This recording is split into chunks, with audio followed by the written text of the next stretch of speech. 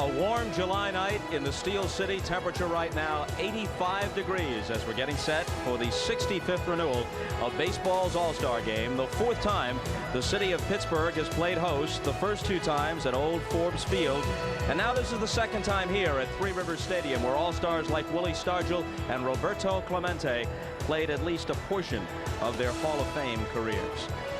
Hello, everybody. I'm Bob Costas. Welcome to the All-Star Game. Bob Uecker and Joe Morgan will join me for the call momentarily. This should be a respite from all the peripheral problems that surround baseball.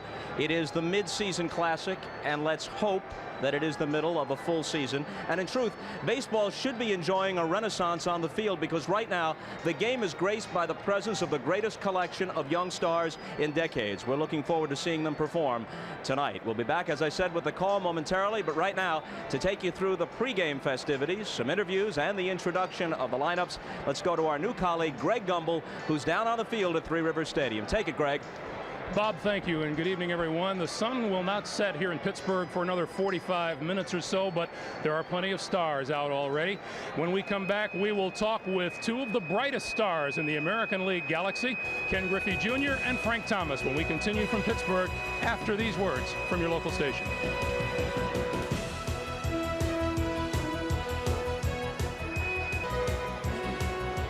The city of Pittsburgh all a glitter for hosting the All-Star Game, and it has done a fine job this week. Just a few moments ago down here on the field, Meatloaf, who will be singing the national anthem on the left, and yes, that is Phil Rizzuto, honorary American League captain on the right, separated at birth. We don't think so. Welcome back to Pittsburgh, everyone. Topic of much discussion the first half of this season has been the pursuit of Roger Maris's home run record for a single season. There are three players in the record chase: Ken Griffey Jr., Frank Thomas, and Matt Williams. You see there the projections, should they keep up their pace for the entire year. And I'm joined now by American League starters Frank Thomas of the Chicago White Sox, Ken Griffey Jr. of the Seattle Mariners. We saw how Roger Maris was affected by that whole home run chase. Do you think you could be affected by that, or has it perhaps affected you already? No, I'm going to go out and have fun. I mean, it's a situation. If it happens, it happens. If it doesn't, it doesn't. I mean, I can't worry about the future, and I got to take care of today, and that's the most important thing for me to do. You didn't appear to have too many cares yesterday in winning the home run derby. You looked like you had fun. Well, the real winners are the kids who get the money, and the rightfully so.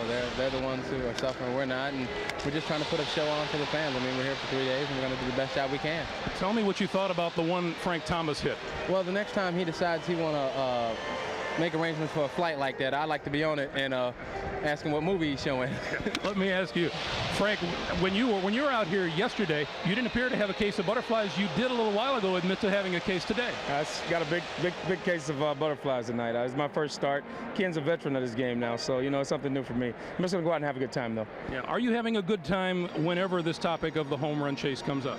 I didn't think about it. I was sitting around thinking about it the other day. I have 32 home runs at the break, and I don't know how. But I've had a solid first half, but the first half doesn't make the season, so I just got to come out and just keep playing hard.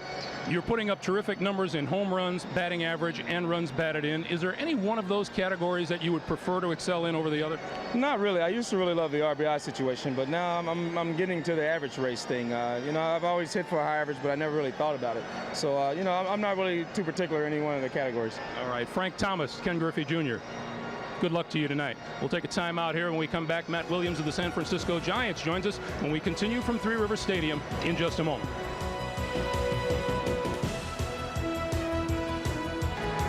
Welcome back to Pittsburgh, and there is Three Rivers Stadium, where just moments ago, the wife of the late Roberto Clemente, Mrs. Vera Clemente, presented to Dave Winfield of the Minnesota Twins the Roberto Clemente Award, which goes to a player for contributions both on and off the baseball field. I'm joined now by Matt Williams of the San Francisco Giants. We showed you his numbers, and congratulations on the season you're having, Matt. Are you enjoying your part in this whole home run chase? Yes, I am. I think that I never expected to be here in this chase, but I will enjoy it until the end, and it'll be fun to watch as the games go on and as the season progresses, how close any of us can get to it.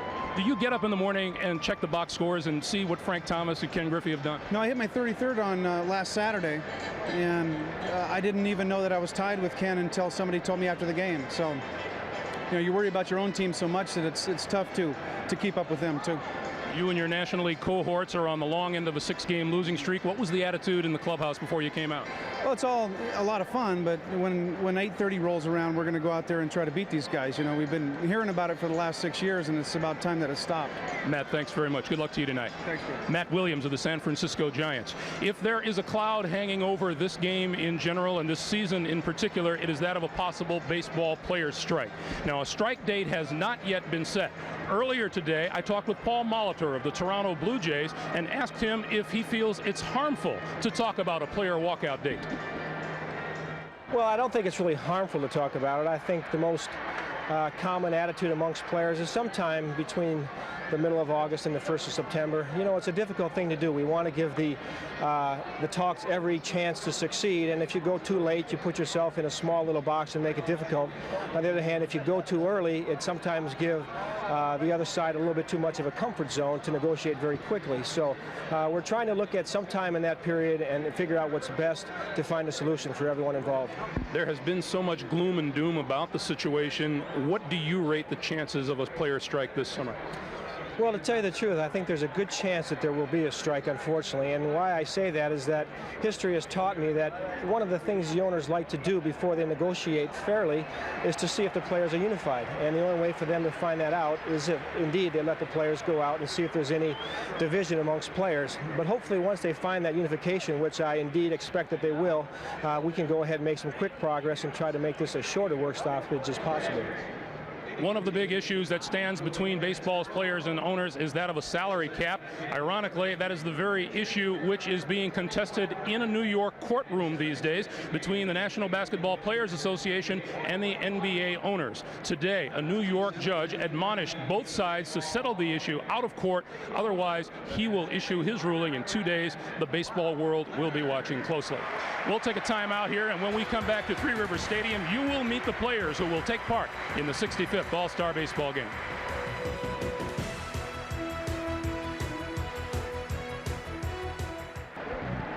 Circling over the Three Rivers area tonight, the Goodyear Blimp Spirit of Akron. This is the 70th year Goodyear Blimps have covered the nation's top sporting events. And now for the introduction of the All-Stars in tonight's 65th All-Star Baseball Game, public address announcer Tim DeBacco. The trainers from the Cleveland Indians, Paul Spicuzza.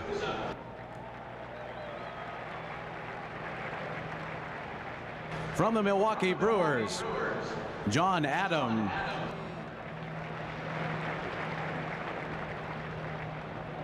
The batting practice staff from the Toronto Blue Jays, Bob Baylor. And in the bullpen, Gene Tennis and Galen Cisco. The coaches from the Chicago White Sox, Gene Lamont. From the Cleveland Indians, Mike Hargrove. And now the American League non-starters. From the Baltimore Orioles, pitcher Mike Messina. Pitcher Lee Smith. From the Boston Red Sox, third baseman Scott Cooper. From the California Angels, outfielder Chili Davis. From the Chicago White Sox, pitcher Wilson Alvarez. Pitcher Jason Bure. From the Cleveland Indians, outfielder Kenny Lofton. Outfielder Albert Bell. From the Detroit Tigers, catcher Mickey Tettleton. Third baseman Travis Fryman. From the Kansas City Royals, pitcher David Cone. From the Milwaukee Brewers, pitcher Ricky Bonas. From the Minnesota Twins, second baseman Chuck Knobloch. From the New York Yankees, outfielder Paul O'Neill. From the Oakland Athletics, outfielder Ruben Sierra. From the Seattle Mariners, pitcher Randy Johnson. From the Texas Rangers, first baseman Will Clark. From the Toronto Blue Jays, outfielder Paul Molitor. Pitcher Pat Henkin.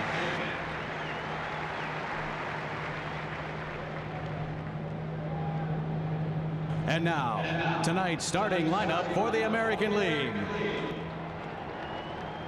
First, the manager of the American League. From the world champion Toronto Blue Jays, Cito Gaston.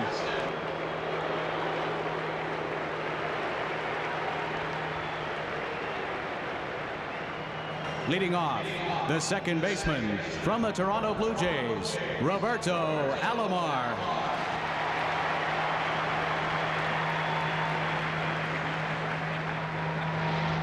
Batting second, the third baseman from the New York Yankees, Wade Boggs.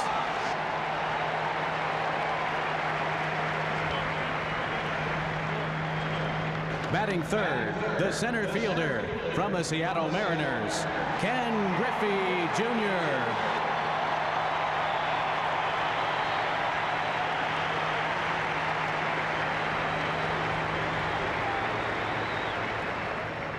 Batting fourth, the first baseman from the Chicago White Sox, Frank Thomas.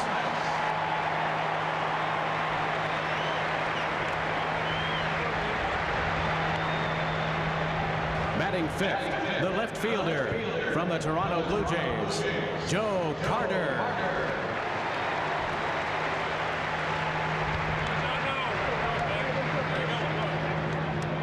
Batting sixth, the right fielder from the Minnesota Twins, Kirby Puckett.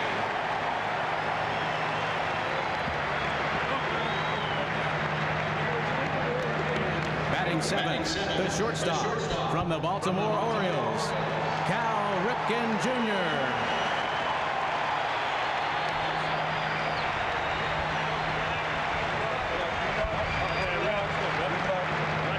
Batting eighth, the catcher from the Texas Rangers, Ivan Rodriguez.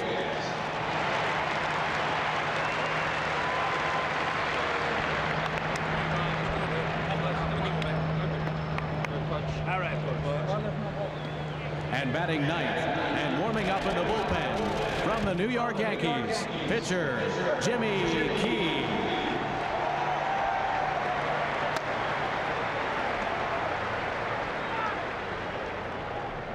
Ladies and gentlemen, the 1994 American League All-Stars.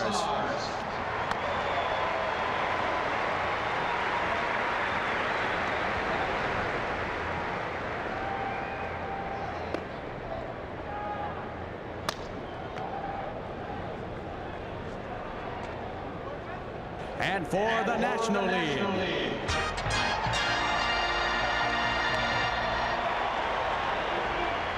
the trainers from the Pittsburgh Pirates, Kent Biggerstaff. From the San Francisco Giants, Mark Laton. The batting practice staff from the Philadelphia Phillies, John Vukovich. And in the bullpen, Johnny Padres. The coaches from the Colorado Rockies, Don Baylor. From the Pittsburgh Pirates, Jim Leland.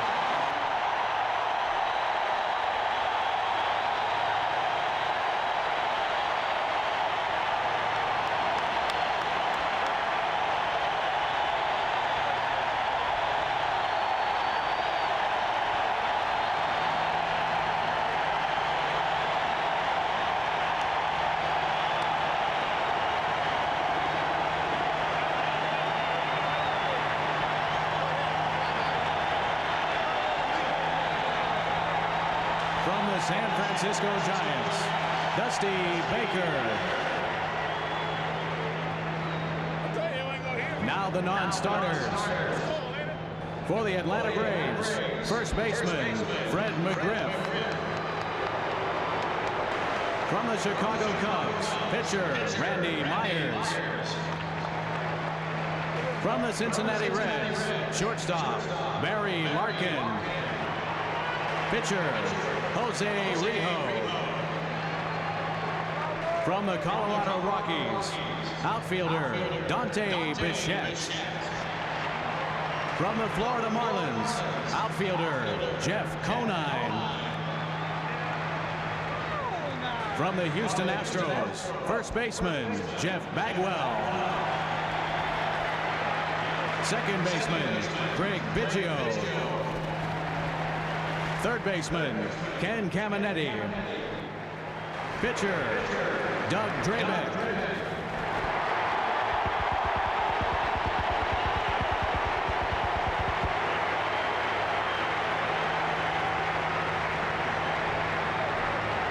Pitcher John Hudak. From the Montreal Expos, outfielder Marquise Grissom. Shortstop Will Cordero. Outfielder Moises Alou. Catcher Darren Fletcher. Pitcher Ken Hill. From the New York Mets, pitcher Brett Saberhagen. From the Philadelphia Phillies, pitcher Doug Jones. Pitcher Danny Jackson. From the Pittsburgh Pirates, second baseman Carlos Garcia.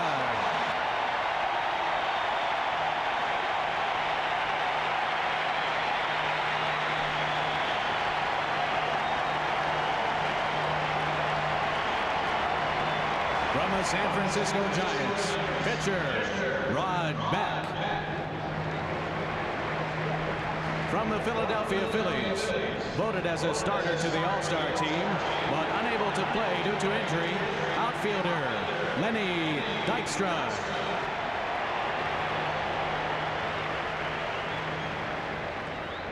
And now, tonight's starting lineup for the National League. First, the manager from the National League champion Philadelphia Phillies, Jim Fregosi.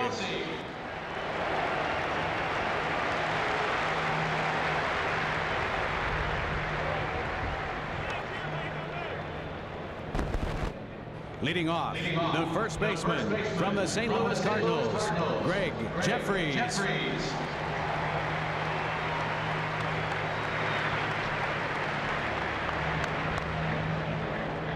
Batting second, the center fielder from the San Diego Padres, Tony Gwynn.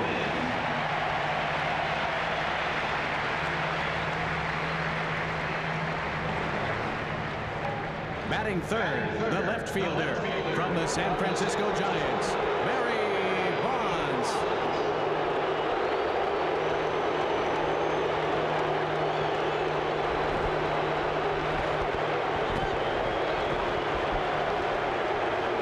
Batting fourth, the catcher from the Los Angeles Dodgers, Mike Piazza.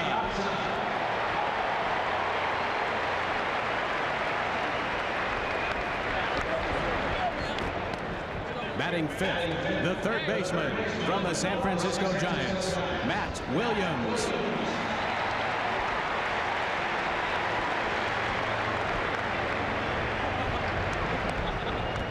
Batting sixth, the right fielder from the Atlanta Braves, David Justice.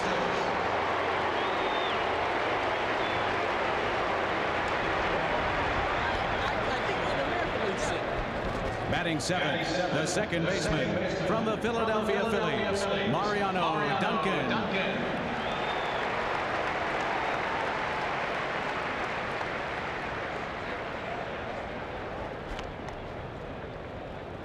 Batting eighth, the shortstop from the St. Louis Cardinals, Ozzie Smith.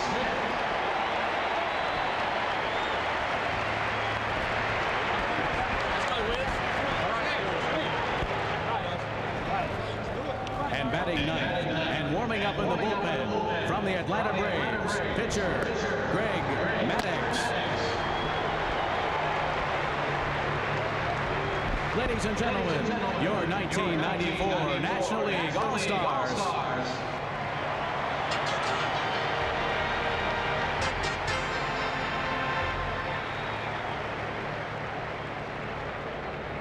Ladies and gentlemen, we ask you now to please rise. Presenting the colors of Canada and the United States is the United States Air Force Honor Guard. And here to sing "Oh Canada" is Margot Timmons of the popular Canadian group Cowboy Junkies.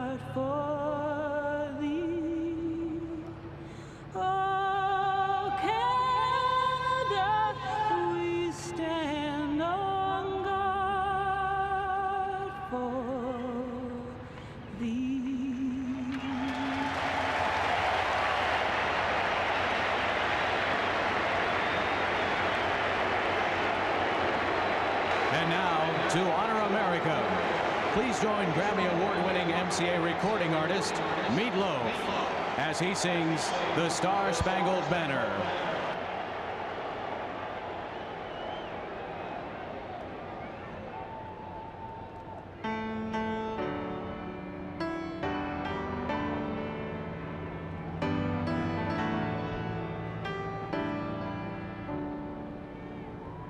Oh, say, can you see by the dawn's early light what so proudly we hailed at the twilight's last gleaming, whose broad stripes and bright stars through the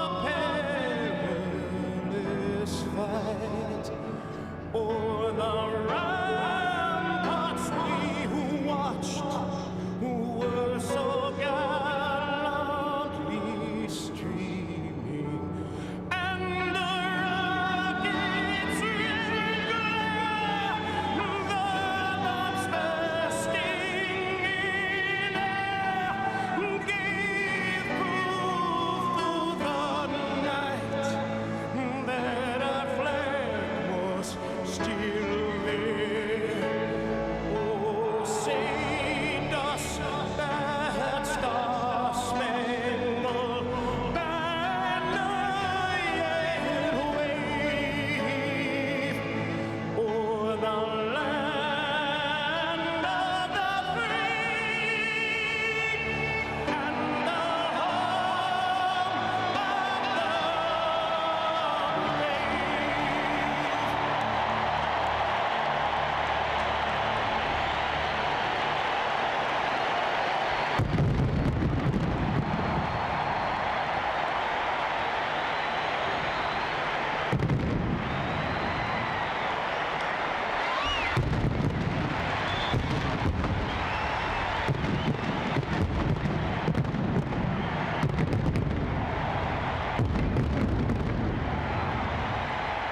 get the feeling the fireworks have only just begun. We'll join Bob Costas, Bob Uecker, and Joe Morgan for the call of the 65th All-Star Game after these messages from your local station.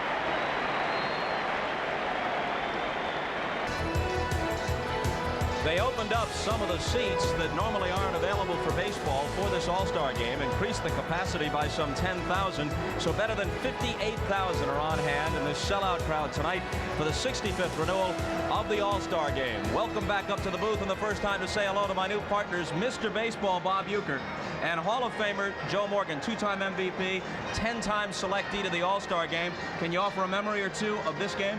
Well, it would have to be the 1977 game at Yankee Stadium, Bob. I had just returned from viewing the monuments in left field. I led off, I hit a home run, and as I was trotting around the bases, I was thinking to myself, Babe Ruth made this journey quite often.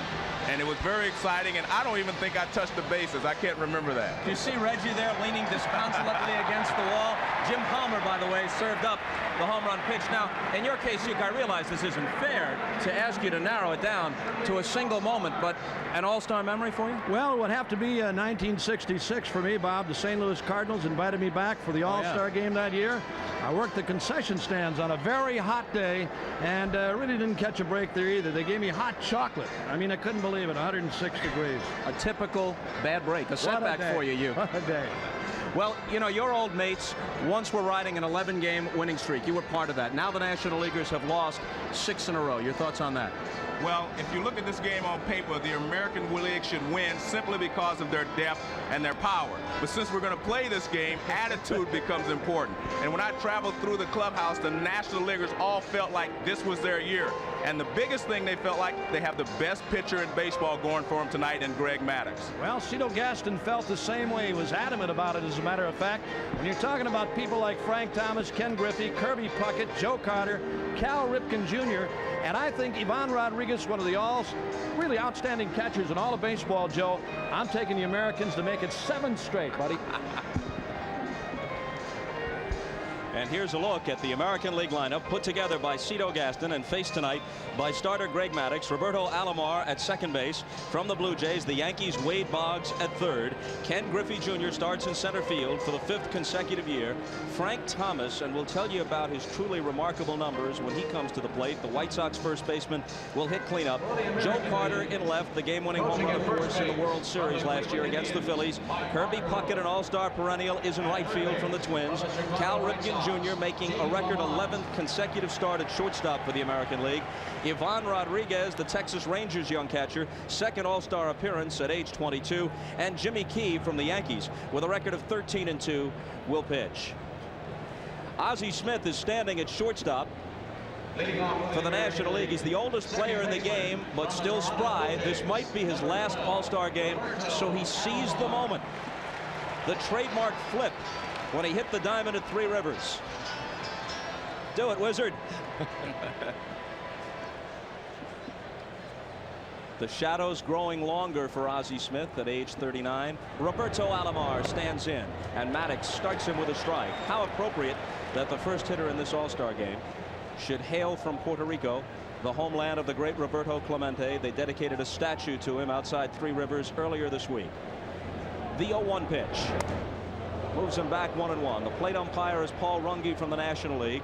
John Shulock of the American League at first. Jerry Lane, National League, at second. Rocky Rowe, American League, at third. Bill Hahn of the National League, left field. Jim Joyce of the Americans, right field. And Alomar drops a bunt, but it rolls foul. Alomar hitting .313. Appearing in his 5th All-Star game, 1 for San Diego, 4 in the American League as a representative of the Blue Jays. Piazza with the sign. Maddux, as usual, ahead on the count. Hit to Ozzie. Easy for the Wizard. 1 down to his Cardinal teammate Greg Jeffers. Batting second, third baseman. Joe, let's take a look at the National League defensively. Well, Barry Bonds in left field, Tony Gwynn, normally a right fielder who's won a Gold Glove, in center, Justice in right, Williams, Smith on the left side, Duncan and Jeffries on the right, Piazza behind the mound, and Maddux on the mound. Wade Boggs hitting .331 with 9 homers. Likes to look at several pitches, usually takes one at the knees for a strike. This will be the 12th time in a 13-year career that Boggs hits better than 300. Hits this one toward the middle, and Ozzie can't flag it down. Boggs is a .350 hitter in 9 previous All-Star games, and he starts this one with a hit. The fastball from Maddox right down the middle, and Boggs right on it. Hit it in the center. You said a moment ago, Bob, the guy takes pitches left and right, strike one, strike two. I don't know if there's a better 2-strike hitter in the game, but he's amongst the best. I guarantee you that. So Boggs at first with one down for Ken Griffey Jr. with Frank Thomas on deck. Jr. won the home run derby here yesterday with 7 of them. And here's a drive into the gap in left center field, and Gwynn won't get to it. It splits them and goes to the wall. Boggs on his way to third and stopped there by Gene Lamont, the White Sox manager, who's coaching at third. Junior, like the first pitch he saw, Joe, goes the opposite way, and he has tremendous power in that direction for the 2-bagger. Well, Greg Maddux usually features a fastball and a changeup. You can't tell the difference sometimes. He starts Griffey off with a fastball, and he gets it up. And Griffey just laces it in the gap in left center field. No chance for anyone to run that one down. The pursuit of Roger Maris has him at 33 at midseason, same as Matt Williams of the National League. One better than this guy, Frank Thomas of the White Sox. Maris had 33 at the break in 1961 when he caught Ruth. And there's a fastball for a strike to Thomas. How many power hitters, you take as many pitches as Thomas does? You know, there's an argument about that. You won't get it from Frank Thomas, though, Bob. He's one of those guys that is disciplined. He says no matter what the situation is, runners aboard, he's going to take pitches that he doesn't think he can handle. I think a lot of people think he ought to swing at more pitches. I mean, balls that he can reach that are reachable for him to pick up RBIs. Off the outside edge and low, the American Leaguers threatening in the top of the first.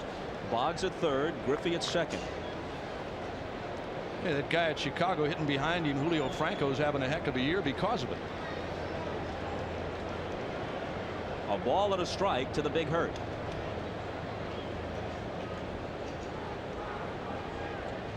And Maddox steps off and wants to confer with Piazza. That'll give us a chance to put the numbers back up for Frank Thomas. His on-base percentage is better than .500. Look at that slugging percentage. If he maintains that, listen carefully, only one man in baseball history will have slugged higher in a single season, and his name is Babe Ruth. And he did it only twice, with back-to-back seasons in 1920 and 21, over 800. He hits it right on the nose, and Gwynn comes charging in and can't make the play. Scoring from third is Boggs. Griffey stops at third, and we'll see how they score it. Now remember, Gwynn has played only one game in center field in the last 5 years, and that was Sunday, just to get him ready for this All-Star game. He had to replace Lenny Dykstra in the starting lineup, and he played Sunday, the last game before the break, in center against the Expos. Here it is again, a sinking line drive off the bat. That ball short hopped him. Looked like it hit the turf first. Get another look. Yep. Hits a base hit. And an RBI for Frank Thomas. So the American League trying to extend a 6-game winning streak. In front 1-0, 3 consecutive hits off Maddox. Here's Carter, and he swings on the first one. They're wasting little time. Well, Greg Maddux comes right after you, Bob. He does not fall behind many hitters. An early tribute to John Miller, your partner on ESPN, the great Oriole announcer. At least it's out of the way. Okay, get it out of the way. Here's the 0-1 to Carter. Lined, and Maddox grabs it, and there's the DP. Maddox is a terrific fielding pitcher, and he helped himself there. They scalded the ball against him in this inning, but the DP bails him out with only 1 run scoring.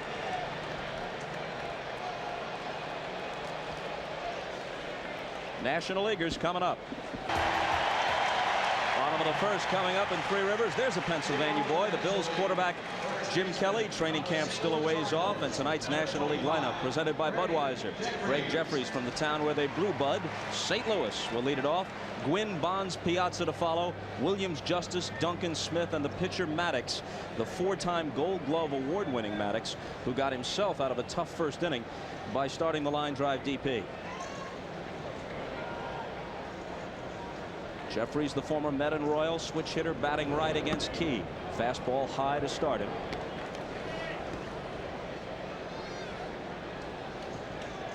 Jeffries averaged 5th best in the National League. Hit .342 in his first season as a Cardinal in '93. And the fastball is walloped down the line and left. One hop off the wall. Carter to play the carom. Jeffries with a leadoff double. You got 2 guys starting who are prime Cy Young Award candidates, but this one looks like a candidate for a slugfest. Well, again, Joe talked earlier about the high fastballs from Maddox. This is a high fastball from Jimmy Key right down Main Street, and Jeffries right on it. Carter no chance to play this ball. Off the wall, it's an easy double for Jeffries. Tying run at second. For Tony Gwynn, whose .383 average leads the National League, ties him with Frank Thomas for the Major League's best. And he takes a strike at the knees. 4-time batting titleist. This will be the 12th consecutive year he's top 300, longest streak in the National League since Musial did it 16 straight times.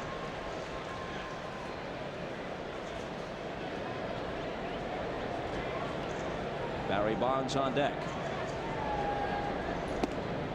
A ball and a strike. You know, Joe, we were talking about the pursuit of 400. You've got an interesting point of view. Well, I believe that if you had Rod Carew, George Brett playing today, one of those 2 guys would hit over 400, and Wade Boggs would have an outside chance if he was in his prime. With the level of pitching the way it is right now. He jammed him on that one, and Thomas is going to take it himself. But Jeffries advances to third with 1 out. Met there by the Pirate manager, Jim Leland, who got a rousing ovation from the hometown fans. He's coaching at third base for Jim Fregosi.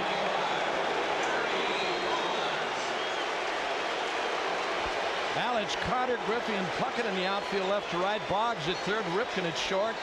Alomar at second with Big Frank Thomas at first. It's Ivan Rodriguez catching, and left-hander Jimmy Key on for the Americans. Bonds stands in, not so warmly greeted by his ex-hometown fans.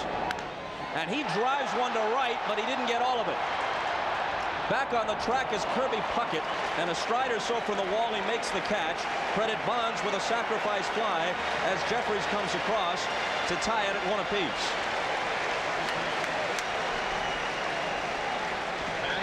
Well, both of these pitches are very similar. They rely on the off-speed pitches and the breaking ball. This is a breaking ball to Bonds. You can see him check for a second and then take a powerful cut. He just misses this ball. And watch, he'll take a stride and then he'll stop again. Right there. He holds himself to wait on the breaking ball, and then he tries to muscle it out, and he can't quite get it out. How important that little ground ball hit by Tony Gwynn, though, Joe, to get the runner to third. And a strike to the cleanup man, Mike Piazza. The last time any catcher, with all due respect to Fisk and Munson and the others, any catcher put up numbers like Piazza has in his first season and a half, it was your old teammate Johnny Bench, Joe. The off-speed pitch hit to the right side, and Frank Thomas takes the soft liner. So the Nationals come back to even it, tied at 1 after 1.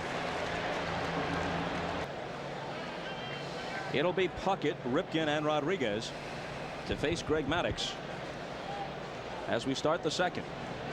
Score tied at 1, and a strike from Maddox. He's 28 years old.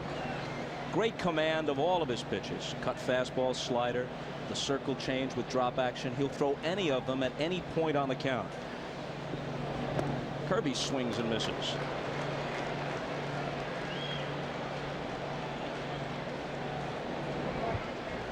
Puckett, a career .319 hitter. Right around there at .321, leading the league in RBIs, MVP of last year's All-Star game in an American League win at Baltimore. Outside for ball 1.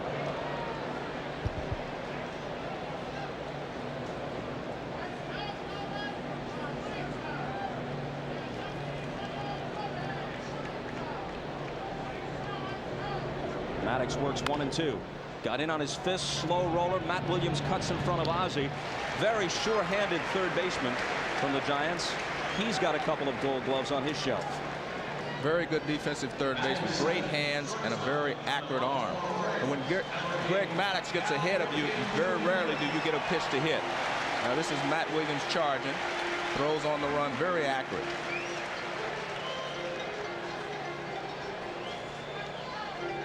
Overlooked in all the hubbub about Griffey and Thomas, who have better overall numbers, but when it comes to hitting them out, Matt Williams is right there with 33 at the break. As a matter of fact, did not participate in yesterday's home run hitting contest due to a little bad back, a little bit of a back problem. Declined, but you know, it was interesting when you were talking to him, Bob, about the fact that despite the 33 home runs, he's not totally satisfied with what he's hitting and the RBI count.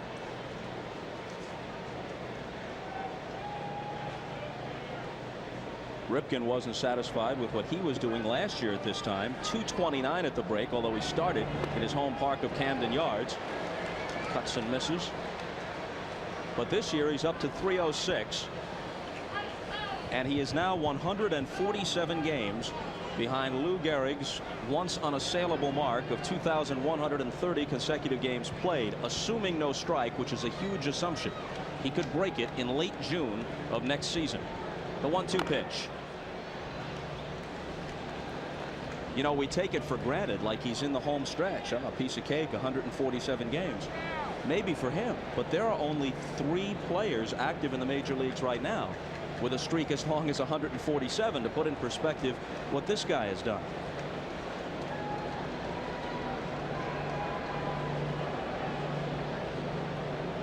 Maddox's 1-2 pitch. Breaking ball outside, 2-2. You know, as a player or an ex-player, Bob, I think you can really appreciate what Ripken has done. I don't know if the average fan really can appreciate the consecutive game streak. I mean, the times that he's been hit, I know I've seen him drilled a couple of times where it looked like he might have to leave the game or not be able to play the next day, but he always comes back. Bob, you're getting a real look at the real Greg Maddux now. He struggled in the first inning. I'm sure he was a little nervous making his first start.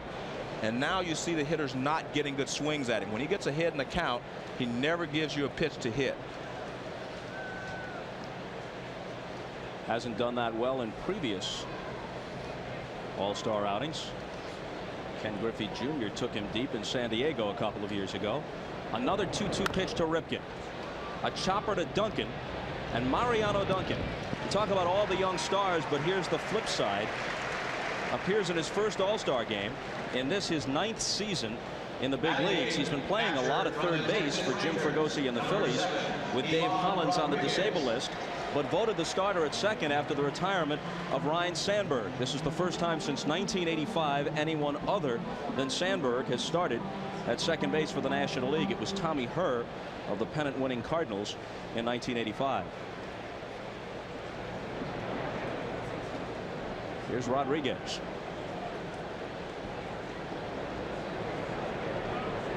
Two out, nobody on, and a swing and a miss. Well, I tell you, I love watching this kid catch, Bob. He's one of the best throwers I've ever seen. Runners don't take liberties with this guy, and I'm not talking only about stealing bases. He loves to throw to any base, any situation. He'll try to pick you off. Loves to throw. We can see the numbers, including the fact that he's thrown out almost half of would-be base stealers, which is a terrific percentage. But how good a handler of pitchers is he? Calling a game. I think he's very good. I really do. Here's a breaking ball fouled off. He's a strong kid. He's going to get better. He's only 22 years old, but you know, to put him on a club like the Texas Rangers, they've got tremendous power, pitching staff, so they lead the West. But I'll tell you, ever since I saw this kid his first game in the big leagues, liked his action, good behind the plate. As I said, he loves to throw. And he takes a fastball high. Jimmy Key is scheduled to work only 2 innings, so if Rodriguez doesn't reach, Key won't bat. But no DH in this game, taking place in a National League park. So Key, who has never had a regular season at bat his whole career in the American League, is on deck. Called strike 3 at the knees. So Rodriguez makes a left turn, heads back to the dugout, and Maddox, after a shaky first, sets them down in order in the second. It's been 21 years since Roberto Clemente perished in a plane crash on a mission of mercy from his native Puerto Rico to try and aid the earthquake victims in Nicaragua. New Year's Eve, December 31st, 1972. But what a presence in the imagination of Pittsburghers. They don't have to be baseball fans to revere Clemente. Matt Williams stands in and cuts and misses at Key's first offering in the last half of the second. You still see a lot of kids who weren't born when Roberto got his 3,000th and last hit wearing number 21 jerseys around this town. Williams will be followed by Justice and Duncan. Game tied at 1, and that'll make the seats. That's Vera Clemente in the middle, Roberto's widow, and some of the children, grandchildren. A singular player. His passion for the game was palpable. You could feel it. You'd be watching a game on television. You could feel his heart beating through the screen. The 0-2 pitch. Struck him out on 3 pitches.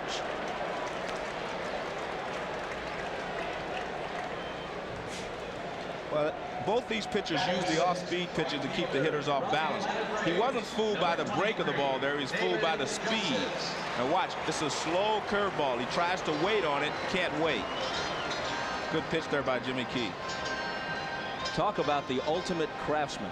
Changing speeds, taking whatever the umpires will give him, move a little bit inside, outside, depending upon how wide a strike zone they're giving him on that particular night. 33 years old, once the backbone of the Blue Jays staff. Second year in New York. On the outside corner at the knees to Justice. That's exactly the way he works, Bob. He'll start you off the outside corner. If it's ball 1, he'll come in a little bit more. Ball 2, he'll come in a little more. If it's going to be a strike in that area, that's where he'll stay all night long. The Tommy John type, little sinker, little breaking ball. He's never won 20. Was 18-6 last year, consistently in the mid-teens for those excellent Blue Jay teams he pitched for in the 80s and early 90s.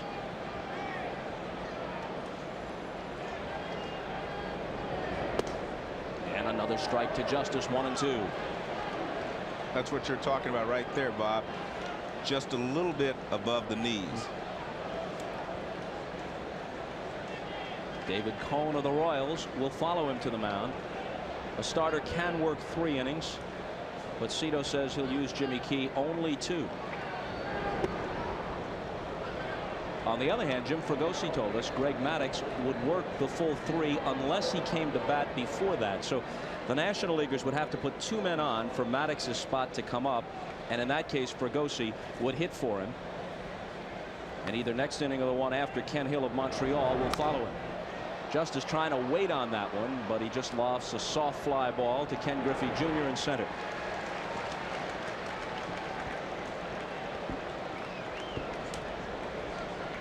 And there's Ken Hill, who won his 13th game just before the break when he threw a 5-hitter against the Padres.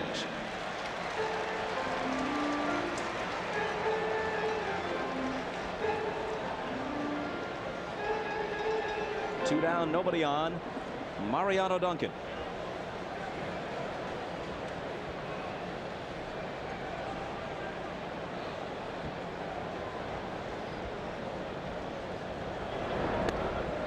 Takes a strike. Jimmy Key is the first Yankee to start an All-Star game since Mel Stottlemyre in 1969, and that was a fluke. The game was scheduled for a Tuesday night in Washington, rained out. Denny McLain. That ball hit back a third. Wade Boggs, long throw. Frank Thomas, terrific play to come up with it. And we will tell you of Denny McLain's exploits when we come back. That's a beauty right here. Throws from foul territory, and Thomas does a split to record the out. 1 run on 3 hits for the Americans. 1 run on a lone hit for the Nationals. Maddox will work the full 3 if he can get through this inning. Paul Molitor pinch hits, batting for Jimmy Key, and that's his 1 swing of the night because he won't play the field. So Paul Molitor grounds out to Greg Jeffries unassisted to start the third, and we go down to the American League dugout where we're joined by Hannah Storm. Hannah. Hi, Bob. Well, Jimmy, how was it out there? You said you didn't know what to expect when you went out. Well, it wasn't quite as bad as I thought, but you know, I was just trying to throw the ball over the plate and get it over with, and they hit 6 balls at people, and I was able to get 6 outs and only gave up the 1 run, so it wasn't that bad. What was the highlight for you? I think probably the last out I got to get it over with, and now I can move on with the regular season. We talked about the fact that when you were a kid, you never envisioned being in an all-star game because you didn't think that you would be here. But now that you look back on it, will you treasure this later? Yes, I will. You know, once my career's over, this is definitely something I'll look back on as one of the highlights of my career. Good luck to you and the Yankees in the second half. Bob? Well, Hannah, Mariano Duncan stayed with that one. And from what would be the outfield grass on a natural surface field, he throws Robbie Alomar out. Well, Mariano Duncan's a very good second baseman. Not so good at third, but he's good at second. Knocks the ball down. At second, you can do this. Knock it down, pick him up, and throw him out. And again, he's very deep. Just blocks the ball, gets a good hop off the AstroTurf, and he's able to throw Roberto Alomar out. Boggs singled and scored in the first and takes a strike. You mentioned that if he were at his very peak, and to keep it in perspective, he's hitting .331, Joe, but at his very peak in the mid-80s, where he had that stretch hitting around .360 almost every year, you thought he could hit .400 against this year's level of pitching. In fact, he hit .401 in a 162-game stretch from mid-1985 to mid-1986. I believe both Boggs, Brett, and of course Rod Carew, all three could probably do that. And I no doubt in my mind that Carew could hit .400 with the pitching as it is today. I think he's a little more scientific hitter than the other two.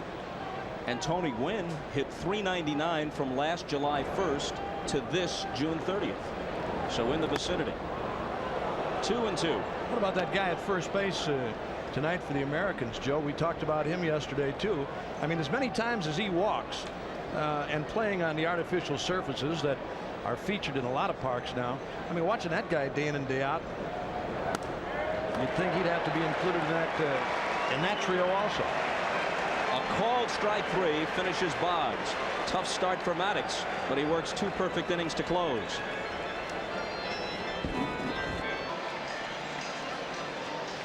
So Greg Gumbel debuts this September as host of NFL Live.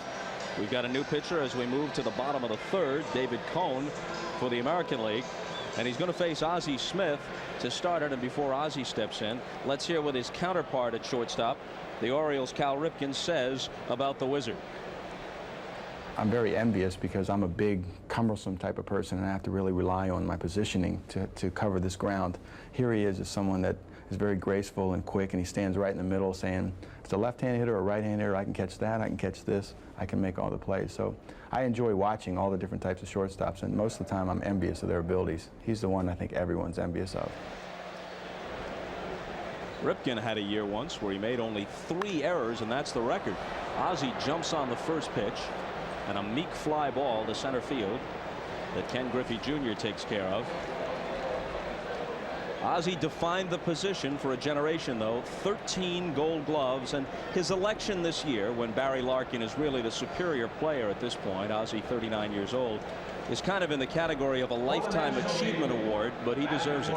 You know, the first time I went into St. Louis with the Brewers Bob in the '82 series and saw this guy come out of the dugout and do that flip going to shortstop and drove the fans crazy in St. Louis. I mean, it was a big part of their win.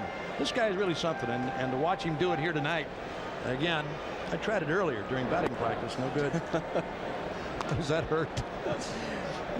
He'll be 40 the day after Christmas. Best guess is 1 more year. And then retirement 5 years later, Cooperstown. Bagwell bats for Maddox. There are 3 players in this game. Bagwell from the Astros, who's at the plate now. Albert Bell from the Indians, whom we'll see later, and Frank Thomas of the White Sox, who have legitimate shots at the Triple Crown, which hasn't been won in either league since Carl Yastrzemski of the Red Sox in '67. Well, the problem is they have to beat each other out. In the American League, both Bell and, of course, Thomas. Then you have Griffey leading in home runs. Bagwell fouls it back. He's hitting .348 Consider that number, a right-handed hitter without much speed at 348. 27 homers, and the Astrodome is his home park. 82 RBIs.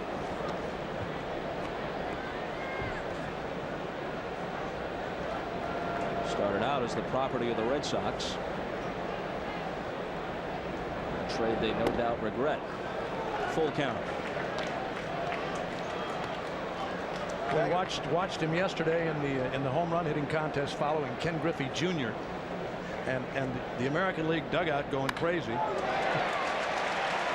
And a pinch single for him here with 1 out in the 3rd. After Griffey hit about 6 balls in the upper deck, Bagwell came on and tried to duplicate to left. There was no chance, Joe. He had a very tough act to follow. But the interesting thing about Bagwell is he has become a better hitter each year. These two have no excuse for not sending one another a birthday card. Each born May 27th, 1968. Bagwell in Boston, Thomas in Columbus, Georgia. Jeffries swings at a pitch he wished he hadn't offered at. Does Rodriguez have room? It goes off his glove. He wasn't sure. Remember, he's an American leaguer, unfamiliar with this park, perhaps not sure where the lip of the dugout was or the fence, and he kind of stabbed at that ball at the last minute. Well, he's at his own dugout, Bob. He should have gotten a little more help there, but he had a lot more room than he thought. He was right near the camera area down there. He jumped up, really didn't have to jump. That ball was in by plenty. Popped away, no play on him. There's Boggs right alongside. Jeffries a switch hitter. Doubled to left as a right-handed batter off Jimmy Key earlier in the game and scored the National League run. There you see what David Cone is famous for, a good hard slider. Jeffries started for it but broke in so sharply, would have been jammed if he would have continued to swing. Tony Gwynn says of Cone, best stuff in the majors. I don't know why he doesn't win 30. 1-2. Did it hit him? Yeah, it nicked him. Down to second goes Bagwell as Jeffries is hit by a pitch. And remember, it doesn't have to hit you. Just touch your uniform, and that's all it does there. Take another look and see it just touches his uniform. It does not have to hit your body.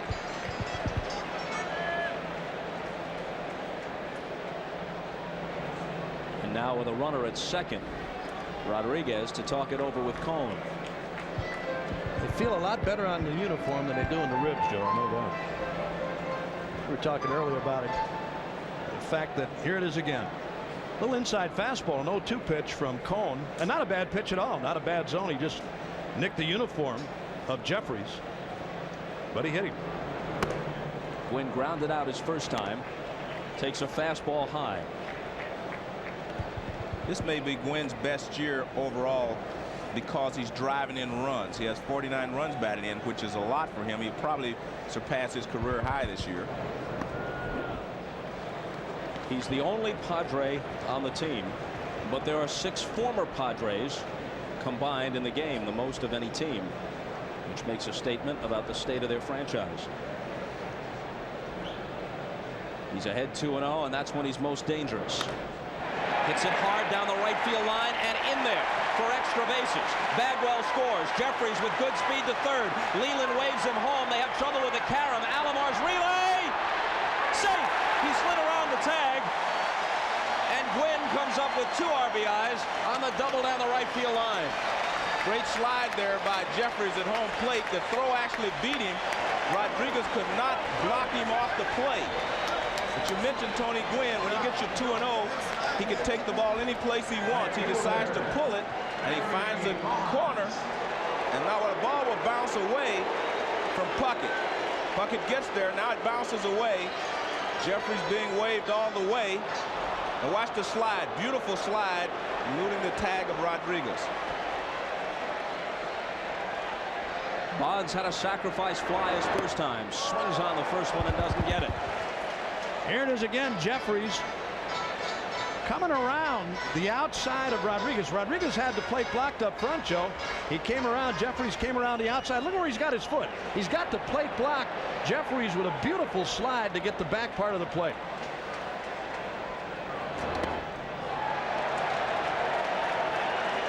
There's that devastating slider from Cone. with that downward action, and Bonds just kind of waving at it. Well, the problem is it looks like a fastball until it gets about halfway to the plate, and you have to respect his fastball because he'll throw it right by you.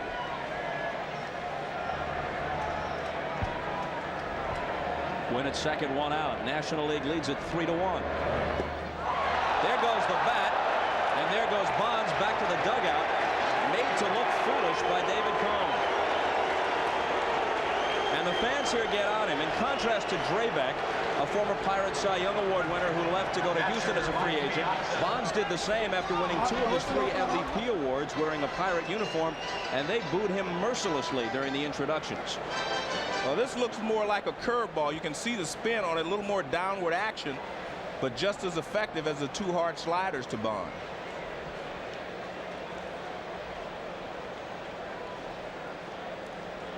Piazza lines softly to Thomas at first to end the first for the National Leaguers, who are in front now 3-1.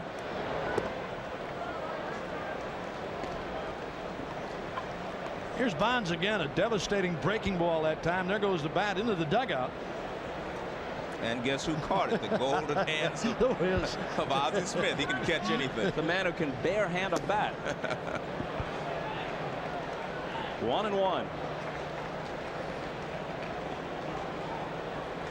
Bonds, of course, MVP 3 times in a 4-year span, and might have won it. The 1 year he didn't, when Terry Pendleton got it for the Braves. Great year for Pendleton, but you could have made a case for Bonds. Piazza serves one in the left center field. Didn't hit it all that hard, but in a good spot. He's got an RBI as Gwynn comes across.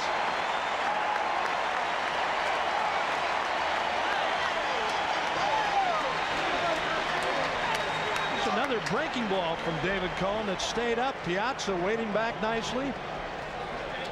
Didn't hit it all that hard, but he got enough of it for the RBI base hit. Here it is again. Little breaking ball that time. He reached out and punched that ball. Get it up above the trademark. Yeah, absolutely. Well, you look at Piazza. Here's a guy who was a 62nd round draft choice. A called strike to Matt Williams. I'm not talking about the 62nd player. I'm talking about 62nd round, widely viewed as a courtesy pick because his dad Vince is a close pal of Tommy Lasorda's.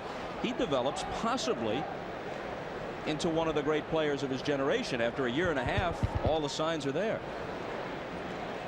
Well, if you're 62nd or 72nd, it's better than being drafted where I was. Which was where? Into the Navy? Service. I'm stepping on you, stealing your lines here. Sorry, I just guessed. It was on our side. That's all that counted at that time. 1-1 to Williams. Waited for scouts for years. And he couldn't catch up with the heat from Cone. What's that story about when the scout came to your house talking to your dad?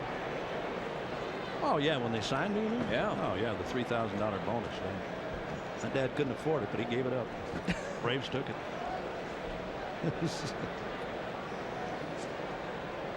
It was great to be signed. That's all that mattered. I'll tell you, David Cone will give you some very uncomfortable at-bats, especially if you're not used to looking at him. But they punch 3 across. Back after this from your local station. Under the command of captains Lee Bradbury and Russ Adams, the MetLife Blimp is providing aerial shots of the All-Star Game live from Three Rivers. The MetLife Blimp travels over 60,000 miles a year, covering sporting events and specials. Changes now for the National League. Ken Hill is the new pitcher, succeeding Maddox, who gave up a run in the first and then worked a perfect second and third. And we'll tell you about the others after the first pitch to Ken Griffey Jr., which is a called strike. Bagwell, who had a pinch single to start the rally in the bottom of the third, stays in the game and plays first base. And the lone Pirate representative, Carlos Garcia, in at second in place of Duncan. Garcia hits 7th. Hill hits in the #1 spot with Greg Jeffries out of the game, and Bagwell remains 9th. He had pinch hit for Maddox. Hit toward Bagwell, he backhands. Hill covers, 1 out. You will see a different pitcher from Maddox in Hill. He will bust the fastball in on the hitters and throw the split finger or forkball out over the plate. He pitches the fastball in and the off-speed stuff out over the plate. Let's head now for the National League dugout. Say hello to Johnny Bench for the first time tonight. JB? All right, Bob, thank you very much. Greg, you pitched in the World Series All-Star games. One will make you a little more nervous than the other? Yeah, definitely. You know, I was pretty nervous out there tonight. After the first inning, things went a lot better for me. I settled down, I felt like. What about your first All-Star appearance? Wow, I was a wreck then. I can't remember anything about it. I was so nervous out there. But this one, a lot more enjoyable. Team's got the lead. Back up to you, Bob. All right, Johnny. 2-0 to Frank Thomas. And he has Ken Hill, Joe, where he has so many American League pitchers on a daily basis, behind in the count. 3-0. Well, the one thing about Hill, he will challenge you 2-0. But as you said, Thomas will not swing at anything out of the strike zone. And he walks on 4 pitches. As he trots down to first, consider he leads the league in average at .383, in runs, in walks, in on-base percentage, total bases, and slugging, and he's very close to the lead in home runs and RBIs. I mean, these are the kinds of figures that most people watching tonight weren't alive to see anybody put up. These are Jimmy Foxx numbers, Ted Williams numbers in the 40s and early 50s. They're Babe Ruth numbers. Only 2 hitters have ever topped 500 in on base and 700 in slugging in the same year, Ruth and Williams. Carter swings at the first one. Justice in right field, easy play.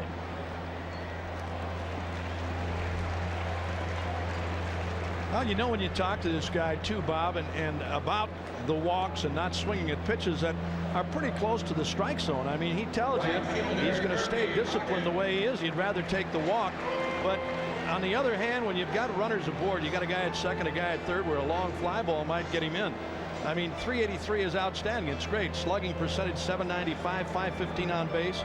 But there's a lot of arguments about that. If you can reach a ball, guys like him, the big RBI guys, if you can reach a ball, they go for it. Here's a completely different sort of hitter, Kirby Puckett. Yes. You got to try to walk Kirby, and he attributes that free swinging style to playing stickball in Chicago as a kid. The box on the brick wall was painted with a huge strike zone, and he's a little guy, at least in terms of height. Had to flail away. I always liked Dick Allen's theory on hitting. He was here yesterday for the Upper Deck Heroes game. Dick Allen always said if he could reach a ball, he thought it was a strike. 9th All-Star game in a row for Kirby. Short lead by Thomas at first base, and a called strike. Joe, you were that kind of a hitter. I had to be patient, though, Bob. I couldn't go out of the strike zone. If I went out of the strike zone, it was an out. I wasn't strong as Frank Thomas and some of the big hitters. And Puckett fouls it off. I mean, you look at this guy, Frank Thomas, and I do not want to overstate it. Just look at the physique on the guy. He was a tight end at Auburn, football teammate of Bo Jackson. The word awesome is overused. What other word would you use about this guy? He's just eye-popping.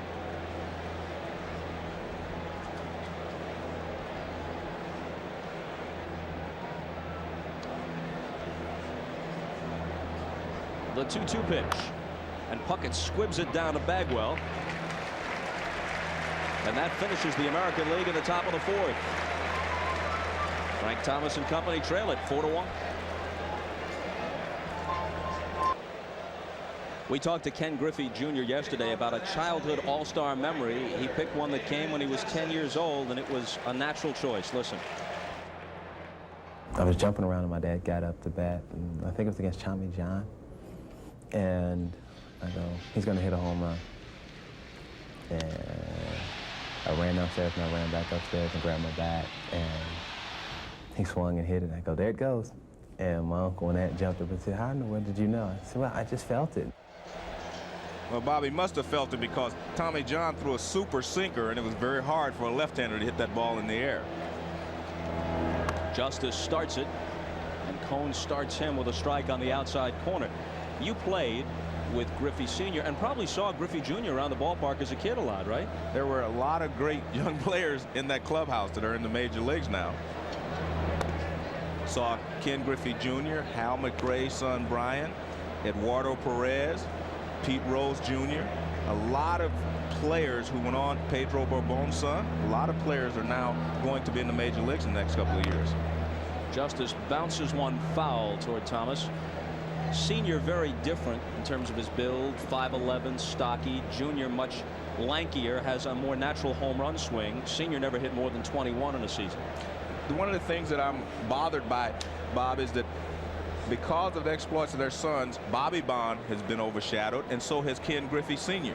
Ken Griffey Sr. was a much better player than he's ever given credit for. He was a great outfielder, very accurate, and very good defensive player, a lot of speed. I believe that he is much faster than Ken Griffey Jr. He was a better base stealer. He wasn't better defensively. And Bonds is the same situation. His father was a great player. You know, Griffey a lot of times, Joe, has been accused of lackadaisical play in center field, and he really doesn't. He's just got that loping stride. He knows at the crack of the bat where the ball is going. The other guy, too, in Toronto, Devon White, who, as we've seen many times, balls are hit out there that you think are in the gaps or are going to go out of the ballpark, and he's got that little cruising gait, and he gets there very easily, and both in the same situation. Wade Boggs had Justice played well off the line at third, and it turns into an easy play for him. Folks, beginning August 7th, NBC Sports brings you the World Championship of Basketball. Dream Team 2 will take the floor. Led by Shaq and Alonzo Mourning, Reggie Miller will be there. They're on a quest to bring home the gold and the world title. The World Championship of Basketball begins August 7th on NBC. Carlos Garcia stands in.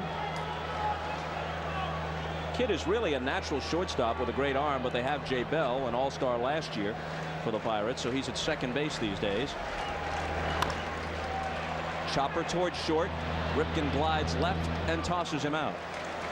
The rule is every team has to be represented. Garcia, a fine young player, probably doesn't have the numbers that some others who were left home have put together in the first half of the year, but every team has to have at least one player.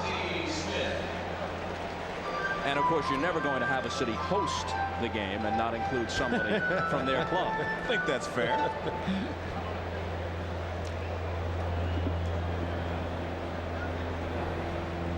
Ozzie flied to Griffey his first time up. 2 out, nobody on. Last half of the fourth. National League leads it 4-1. Americans got a run in the first. Nationals tied it in the bottom half. And the senior circuit got 3 in the third to take the lead. Quickly 0-2. Ozzie is not only the oldest All-Star, he's the oldest position player in the majors, which is kind of surprising at age 39. Reaches for that one and hits it softly into right for a base hit. There are only 7 players in the majors older than Ozzie Smith, and they're all pitchers or designated hitters. A little breaking ball that time. An 0-2 breaking ball from David Cohen up about belt high, and Ozzie Smith. Nice easy swing. Nothing but hands.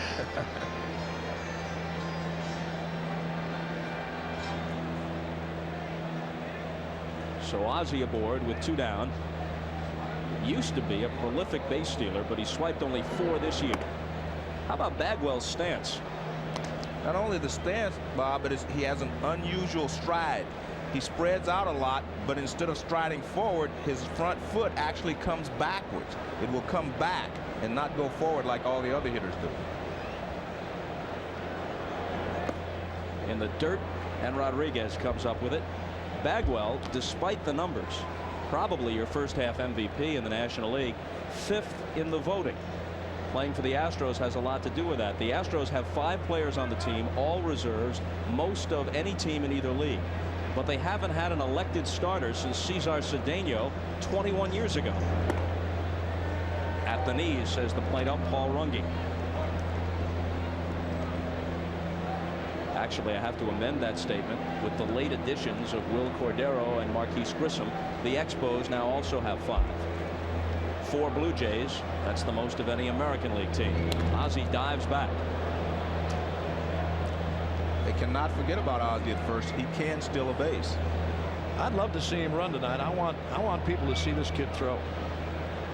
Ivan Rodriguez. The 2-1 pitch not going, fouled off. Joe, when you talked about Bagwell in that open stance, despite the fact that he flies out, that he opens up and stays open, he covers the plate. He still covers the plate. Look at his front foot, how it comes backwards. It doesn't go forward. But you're right, he does cover the plate because his upper body is close to the plate. Where does his power come from? Well, his power comes from his upper body strength, and he really throws his hips open. He uses his hips to help generate bat speed, but his upper body is very strong. The 2-2 pitch, Cone dropped down on him and strikes him out. 3rd strikeout for Cone. 4-1 National League.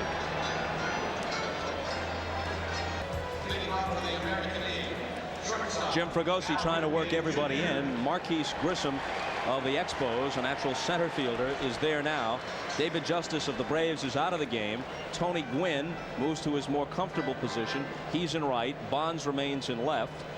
Grissom hits in Justice's spot. Ken Hill works to Cal Ripken, and there's a strike to start the top of the 5th with the National League leading 4-1. Ripken grounded a second his first time up. And that'll make the seats. You know, earlier, Bob, you were talking about Denny McLain. Somebody hit a ball and we got interrupted. You had a Denny McLain story you were going to tell. I'm not sure it's worth it 3 innings later, but we might as well dot all the I's and cross all the T's after this next pitch to Ripken. Fastball high, 1-2. So McLain, noted free spirit, due to start the '69 All-Star game, coming off the 30-win year the year before. He would win consecutive Cy Young awards. The game is rained out. In on Ripken's fists, and he muscles it down the left field line with Bonds in pursuit, and right near the chalk, Barry Bonds makes a nice running catch. So McLain is due to start. The game gets rained out. He flies home to Detroit to keep a dental appointment the next day. Blows the start, and Mel Stottlemyre has to go, but he comes back, gets there in the 2nd inning, and comes into the game in the 4th. And the teeth hurt all the worse. They were throbbing when Willie McCovey went deep on him right away. Teeth drilled, and then McCovey did the drilling. Aren't you glad you asked? Oh, yeah, that was a great story. 3-inning wait was worth it. Ball 1 to Rodriguez. Hill has really come into his own, hasn't he, Joe? Yes, he has always had potential, but now he throws strikes. That's the key. When he was with the Cardinals, he was a little more erratic, and he discovered this split-fingered forkball, or whatever he calls it, and now he's become one of the better pitchers in the National League. He has always had the good fastball. Rodriguez spanks one to dead center field. Grissom on the run, back near the track, and he makes the catch.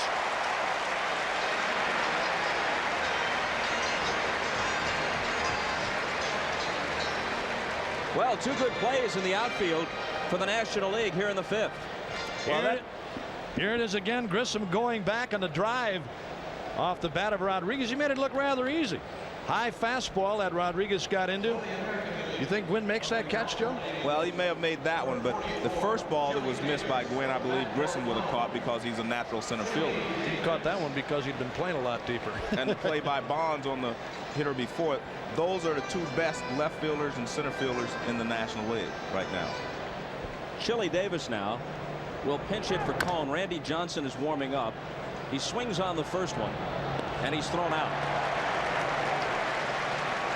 So Hill sets them down in order in the 5th. Nationals cling to a 4-1 lead. Welcome back to Three Rivers Stadium in Pittsburgh for the 65th annual All-Star game. Hannah Storm along with David Cone, uncharacteristically allowing 3 runs in the 3rd. What happened out there? somebody's got to be the GOAT. I guess it's going to be me. I hope we can come back and score some runs so I'm not the story. Well, you got some power on this bench. They might take care of you. One highlight, though, or sure to make all the highlights tonight, Barry Bonds losing his bat on your curveball. When's the last time that happened? I haven't seen that in a while. He's a tough hitter. He's gotten me a few times in the National League. I just got some pitches up, and that's a good lineup over there. Everybody's talking about this American League, but that National League's a good lineup also. All right, David, good luck in the second half. Bob? Thanks, Hannah. Here's Mike Messina in the game, and Messina is the way he prefers to have it pronounced. All the controversy last year in his home park of Camden Yards. He's warming up in the 9th inning. Cito Gaston doesn't use him. Ahead 9-3, and the hometown fans weren't the least bit pleased. And Messina actually nursed a grudge about it for a while, and they tried to put it behind them now. He had warmed up earlier, sat down, then Randy Johnson began throwing, and he's still tossing in the bullpen. So Messina becomes the 3rd American League pitcher. Cito has done a smart thing from the American League bench. His first 2 pinch hitters have been Molitor and Davis, the 2 DHs who couldn't play the field. Hit hard and passed Leland in the third base coach's box. So he got them out of the way early before the strategy shapes up late in the game when you might want to make switches that affect your defense. Yeah, Molitor, as you said, Bob, used early, hit the first pitch. I don't think he was in the game more than 3 minutes. This is the Rockies' Dante Bichette with an 0-2 count. And he pops one softly into left, but Carter was playing deep, and he can't get there. So a pinch single for Bichette. I don't know if Carter really saw that ball when it left the bat. It looked like he took a step back, then came on. I don't know if he had a chance to catch it anyway. A little soft fly ball off the bat of Dante Bichette. A little breaking ball or off-speed pitch from Messina. And Carter, like I said, I don't know if he saw that ball immediately or not. Base hit, though, for Dante. Here's Gwynn. Jim Fregosi indicated he might play the whole game. We know Tony Gwynn's an amazing hitter. I'll give you another amazing statistic about him, Bob, and that is he uses a 31-inch bat. It's like a little league bat, even for me. What size did you use? 34.5, 32 ounce. He uses a 31-inch, 30-ounce bat, sometimes 29 ounces.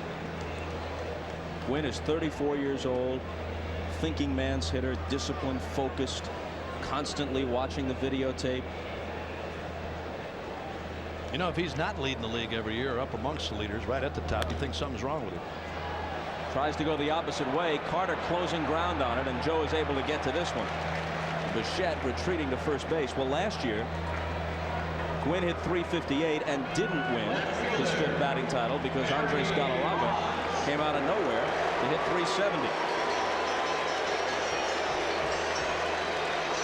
And they haven't warmed up any to Barry Bonds here.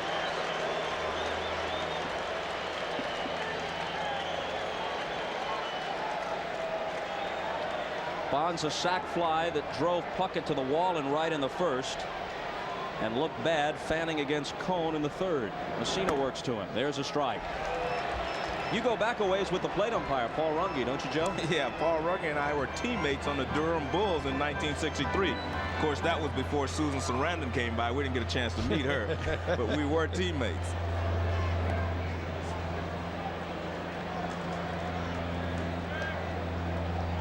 A ball and a strike to Barry. Bichette at first. 1 down, bottom of the 5th. 4-1 National League. They have 6 hits. The Americans have 3. The Americans have won the last 6 straight All-Star games. In there. Well, Joe, here's a guy that hits baseballs out of sight from time to time. Bona fide home run hitter. It's always amazed me. Not so much amazing. I mean, it shows you don't have to be the big guy, and you don't have to hold a bat down on the knob or have the knob up in your hands to hit home runs. How much hitting surface do you think he has? You talked about Gwynn's bat. How much hitting surface do you think he's got from his hands to the barrel? Well, you're right. He probably has about 30 inches as well. He chokes up, as you can see, about 1.5 inches. But maybe the greatest hitter who ever lived, Ted Williams, also choked up. He had over 500 in home runs, 521. Again on 1 and 2. And he's a strikeout victim for the 2nd time in 3 at-bats. You know, Bonds admitted First to Roy Firestone on ESPN, then to us yesterday, that early in his career, he didn't handle the press the way he should have. He came across as more sure of himself than perhaps he wanted. He said, I should have kept my mouth shut, and he alienated some people here in Pittsburgh. On the other hand, he played magnificent baseball here for 3 division winners, and he should be appreciated as one of the great players in the game. Here is Piazza. Yeah, it takes a big guy to admit that too, Bob, and yesterday in talking with him, I mean, there's cases where these guys come to the big leagues at 19 and 20 and 21 years old, and it is a problem for them. I mean, they're free spirits, not that much responsibility wise, and you're making a lot of money, and you really don't have to do a lot of things. Once you're here and you're established a couple of years and established the way he has established himself, it does become a problem because you're bugged by the media all the time. They want you constantly, and if you don't do things, from time to time you get a bad rap. No one's ever won 4 MVP awards. Bonds still has time. The 0-2 pitch to Piazza, and he fouls it off. Messina, 13 and 4, ERA just under 3. He's got a shot at the Cy Young along with Jimmy Key. The National League starter Greg Maddux could be the first man ever to win 3 in a row. But he'll have competition from Ken Hill and some others. David Cone might have Cy Young numbers in the American League. That's high.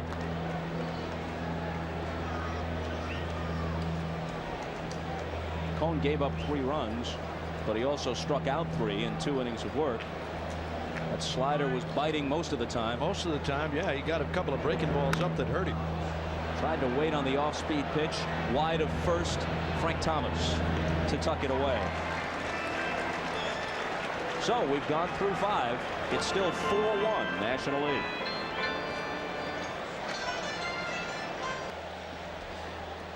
Top of the order in the top of the 6th for the American League, and a new pitcher, Doug Drabek. Bad first year after he went to Houston. He's turned it around this time. Terrific stretch here for the Pirates. Won the Cy Young Award in 1990, and yet this is his first All-Star appearance. Alomar 0 for 2. You know, it's not all that uncommon. Tonight's starter Greg Maddux, Cy Young Award last year, just 8 and 8 at the break. Didn't make the All-Star team. There have been 17 Cy Young Award winners and 7 MVPs who did not participate in the All-Star game that year. Line through the box, a base hit for Alomar. Drabek is an off-speed type of pitcher. He'll throw a lot of breaking balls, curve balls, sliders, and changeups. But he will throw the fastball to get the sinking fastball to get the double play. This is a breaking ball that hangs right in the middle of the plate. Good hitting there by Alomar. He didn't try to pull it, just lined it right back through the middle. So the American League trying to get something shaking here in the 6th. Boggs has singled and struck out. He's shown some pop this year, 9 home runs. That's already his 2nd highest total. He had 24 in the lively ball year of 1987, which stands out as a real aberration in his long career. This is not a lively ball year? Well, I guess it is. You believe it's juiced, huh? Yes, I do. Wouldn't you like to grab a bat, that juice ball this year? I'm happy where I am. Alomar bluffs a go, and Boggs takes a strike. Talk about Drabek not making the All-Star team in a Cy Young year. When some players complain the rosters are limited, put it in perspective.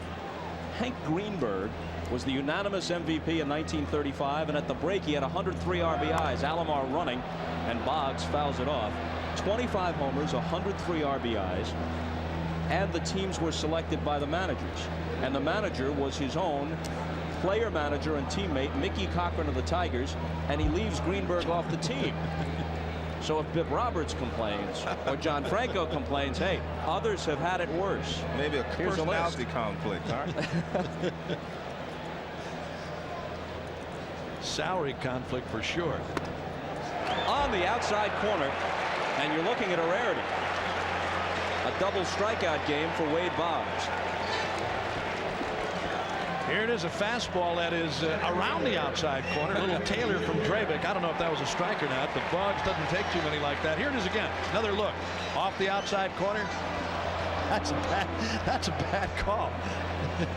You know what? You tend to believe that with an eye like Boggs, when he strikes out looking, you tend to believe it might have been a missed call. Don't pitchers love those pitches? All right, here's Junior. Doubled and grounded to first. It's one of those pitches where Piazza turns around to the umpire and says a lot of guys wouldn't call that. Tough pitch to call, but you called it right.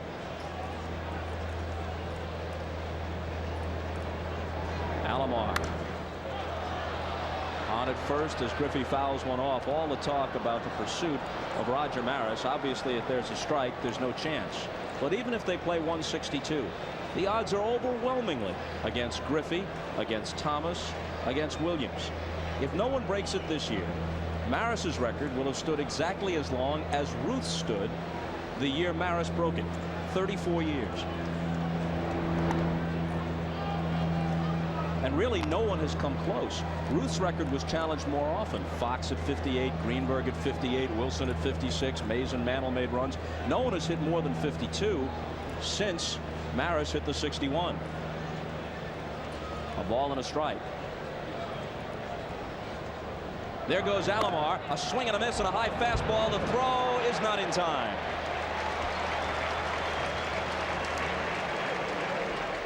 Stolen base for Robbie. Well, Robbie had a pretty good jump, not a great jump. Piazza had a shot at him, but he did not make a good throw. And watch, not a perfect jump there. And you'll see the ball come into the pitcher. Not a good throw. It hit the turf and bounced. Good play there by Ozzie. Alomar dived to the outside of the bag, makes the tag a lot longer from Ozzie's standpoint. They kind of eye each other. Even a good throw, Joe, if he's on the other side of the bag, if he's on the right field side of the bag, close, but I still think Alomar's in there. Here's a pitcher's nightmare. Man in scoring position, and Griffey and then Thomas with a crack to knock him home. 2-2. You talk about a guy being ahead, whoever the guy is, this year or in the past, ahead of Maris's pace, ahead of Ruth's pace. Misleading. Maris's biggest months were July and August. Ruth hit 17 home runs in September of 1927. Lots of guys have been ahead of the pace and then tailed off. I even think I was ahead one time, Bob, after about 3 games. Big week, huh? Yeah, big week. Joe, when you look at Griffey and playing in a couple of indoor stadiums, and in difference to in those years of the Marises and. He hits it sharply into center. It'll drop in front of Grissom for a hit. They're waving Alomar home. The throw is cut off, and now they've got Griffey hung up. Bagwell cut it off, and Ozzie puts the tag on him. Well, good hitting, but not good base running there by Griff. They really didn't have a good shot to get Alomar at the plate. He was going to score, and if Griffey could have stayed at first base, he would have been Frank Thomas would have been the tying run. They're waving Alomar around. He's going to make it easy. Watch, the throw is smartly cut off by Bagwell, and they take Griffey at second base. But what a wonderful hitter. Look at this. I mean, it's just a natural swing. Nothing forced when Ken Griffey's in the batter's box. So Griff is now 2 for 3. He gets the RBI, but runs into the second out. And Thomas bats with the bases empty, and he whistles one into center for a hit. Well, you know that's going to happen after the guy makes a base running mistake. Going back, just to finish the thought on Griffey and Maris and playing indoors, Bob, later in the season. I mean, it's cool all the time. You don't have the July and August where you're outside and burning heat or standing out there in the outfield, standing on the artificially surfaced fields and standing outside, which, I mean, probably played a big part. Maris in New York, of course, you're not getting the coverage. The Griffey heat, I'm sure it's going to be heat for him, or Thomas, or Williams, or whomever. Carter had the broken thumb late in spring training, played right through it. Before we put this subject to bed, again, perspective on how tough it is to challenge Maris's record. There are 14 players with more than 500 home runs. Outside corner for a strike. 10 of them never hit as many as 50 in a season, let alone challenge 60. The all-time leader, Hank Aaron, never hit 50. Only Ruth, Mays, Mantle, and Fox among the 14 500 home run hitters ever topped 50. Strike 2.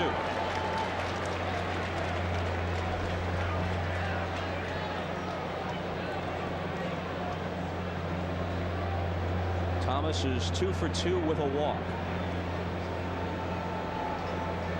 Carter lined into a double play, fly to right. A run home in the 6th. He lays off 2-2.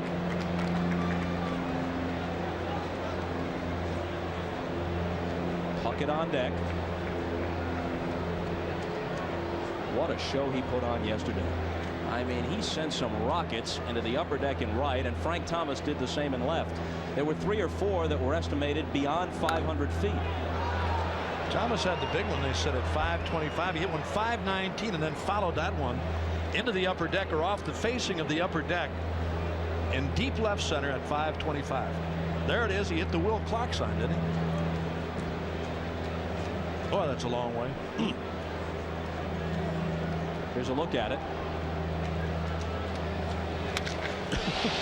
Man, it sounded like a cannon blast. Oh, man. Back live, and Carter hangs with it, punching it out of play. And you might add, it's tougher to hit a ball that far in batting practice than it is during the game because you have to supply all the power. Yeah. Batting practice pitchers throwing approximately 60 miles an hour.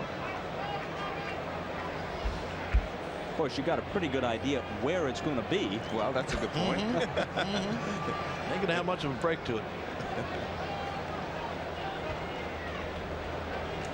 Thomas inches away from first. The 2-2 pitch with 2 out. Bounce toward Williams. He backs up, goes the short way, and throws it away. Thomas bounces back up. The ball loose down the line. Thomas being waved home. The throw's going to go to third. A run scores, and everybody's safe. As Joe Carter winds up at third base. Well, very uncharacteristic of Matt Williams, overthrowing Garcia on the attempted force that would have ended the inning.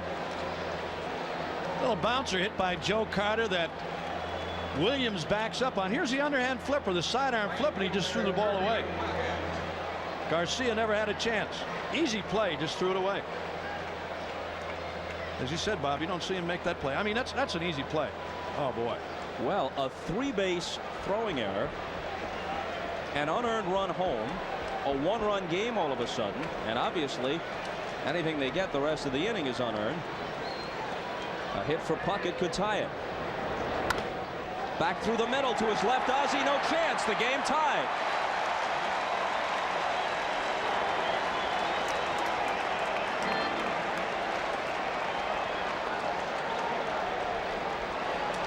And it's a tough out at the plate anyway, and Kirby Puckett, and you put runners on base, and he drives them in.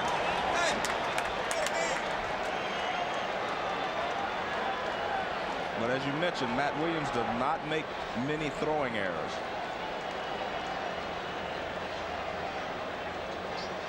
So now Fregosi to the mound. And it's not Drabek's fault, but they'll call on his Astro teammate, John Hudek. 3 runs across, even at 4 in the 6th. We'll be back. Johnny Bench played some third base late in his career. Johnny, you take this. He retired by playing third base, but here's Garcia at a very late pace coming down to second base. I know Williams had a little bit of a high throw, but Garcia awfully late getting there unless he anticipated the throw to first base. From the second baseman's perspective, Joe. I agree with John. He should have been there sooner, and I think he could have jumped straight up and maybe have caught the ball. Can't defend Matt Williams as a high throw, but he could have helped his teammate out. In comes the only rookie in the game, John Hudek. And he does throw hard. Ripken couldn't catch up with it. He is the first guy in All-Star history to appear in an All-Star game before he wins his first big league game. Obviously, the saves are the important stat, and the ERA under 2 and nearly a strikeout an inning. But he was knocking around. He's 27 years old, released by the Tigers. Astros pick him up. Mitch Williams falters. Boom, here he is. Closer. Called strike 0-2. I guess that begs to ask the question, how could the Tigers release a pitcher? One that makes it in the All-Star game. You know, talking with this guy yesterday, Joe, and about his philosophy with pitching. He said, I just go right at him. He said, here it is. If you can get it, go. The 0-2 to Ripken. Fouled back. That's got to be the slow gun. I know he's a little better than 80. What did that say, 81? 94? Okay. That's a little more like it. I think the 81 was Piazza throwing it back. Either that or it doubles as a thermometer. 94 miles an hour. Ripken's 0 for 2. MVP of the 91 All-Star game in Toronto. Two-time league MVP. The 0-2 pitch to him. Struck him out. Hudek performs his specialty, but 3 runs across, 2 of them unearned. Brand new game. Scorecard sales are brisk at the All-Star game. They're a souvenir, but you also need them to keep track. Only Ripken and Rodriguez remain. You got a new pitcher, Randy Johnson, a whole new outfield. Albert Bell and Kenny Lofton from the Indians in. Ruben Sierra, the lone Oakland A on the team. Will Clark replaces Frank Thomas at first. Chuck Knobloch is in for Alomar at second. Cooper of the Red Sox at third for the man who preceded him at that position in Boston, Wade Boggs, and Rodriguez remains as the catcher. Tied at 4, Randy Johnson. Who will ever forget what he did to John Kruk last year in Baltimore? John Kruk? Well, he'd like to forget it. John Kruk, not here, but his lookalike sang the national anthem. Meatloaf told me before the game, I'm here because John Kruk isn't. A ball and a strike. You see Randy Johnson gets it up there in a hurry as well. 93 miles an hour on that fastball. He will go to triple digits on a good night. He'll get to 100. I wouldn't mind seeing 100 from this distance.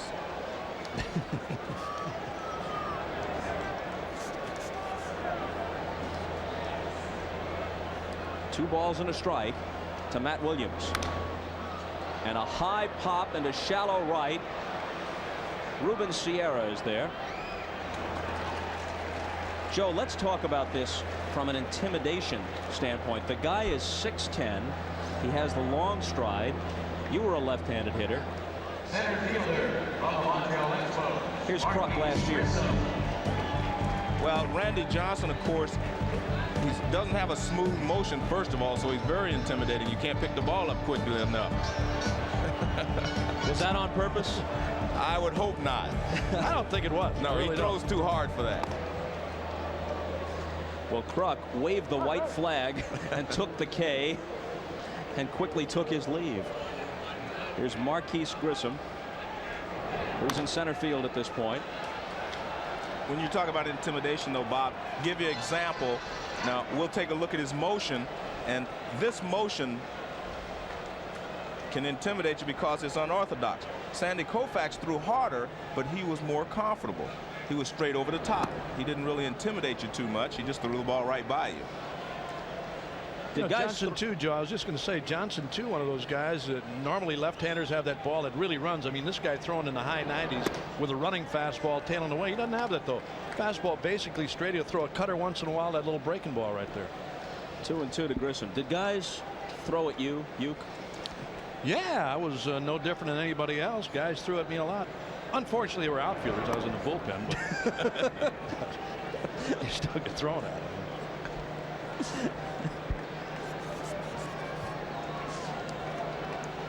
If that's his off-speed stuff, it's around 80 miles an hour, 79. There's a fastball. They used to talk about the average fastball. A guy with average stuff, 86 to 87 miles an hour. So when you're up in the 90s, like this guy is in Hudek. Although, Joe, you know, you got to have something else. That's true, especially if your fastball is straight.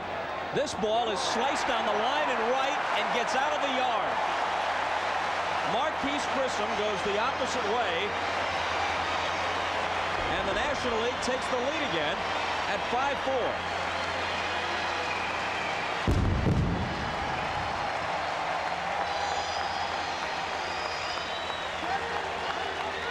Well, when he first swung, I thought the ball was going foul, first of all, and I didn't think it definitely would not carry all the way into the lower deck. Well, you put all the factors together. Maybe a lively ball. Guys swinging lighter bats with greater bat speed, and Johnson providing a lot of the velocity himself. You go the opposite way, make any kind of contact, it carries, and the ball is carrying tonight at Three Rivers. I didn't think that ball had any chance to go. As Joe said, I thought it was going foul. Nice easy swing by Grissom. Fastball again in the 90s, and he thought it was going foul too. Carlos Garcia hits one hard into center field for a clean single. And they appreciate that at Three Rivers. Remember, this is a franchise which had Drabek and Bonilla and Bonds and lost them all because they couldn't compete financially. If there were a poster child for revenue sharing and salary caps, the kid would be wearing a pirate hat.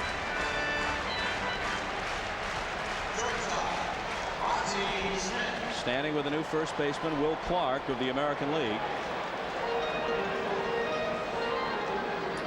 This is a real sign of respect by Jim Fregosi that Ozzie Smith, hitting just .240 at age 39, goes this long in this All-Star game. And if anybody deserves what might be a final national showcase, it's Ozzie Smith.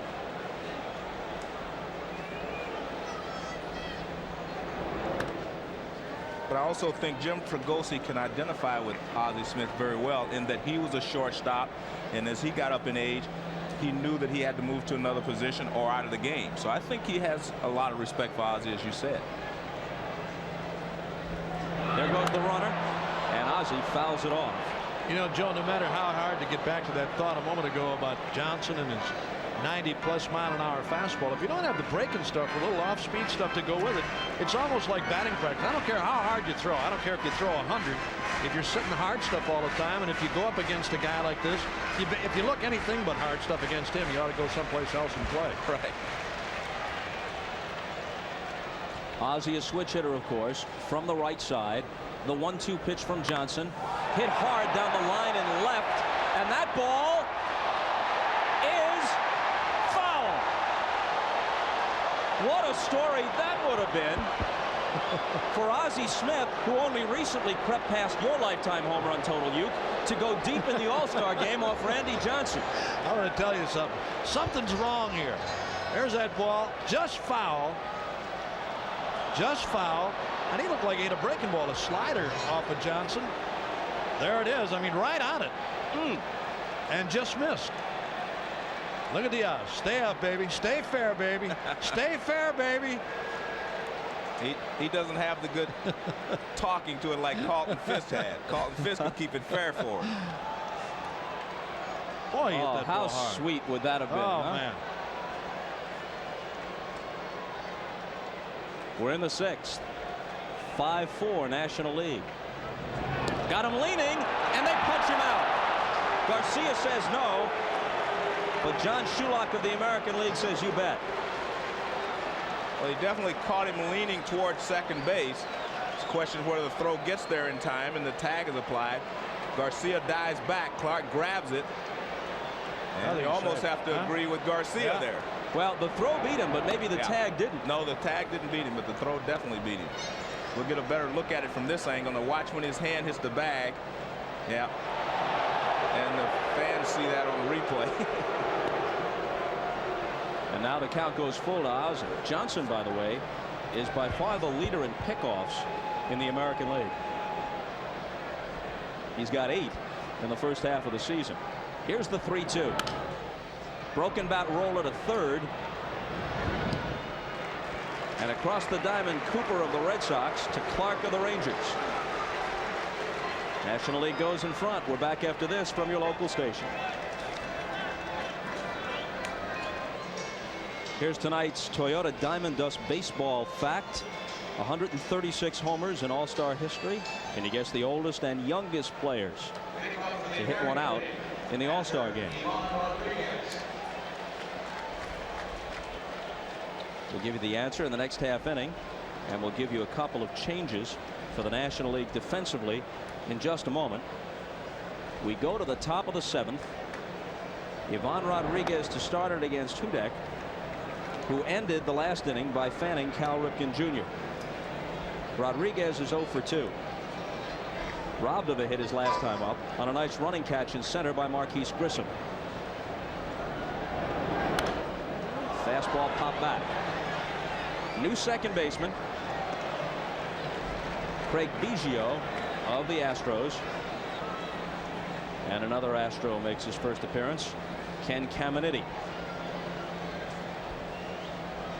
Caminiti, an 8-year player. This is his first appearance in an All-Star game, so a big night for him, replacing Matt Williams at third.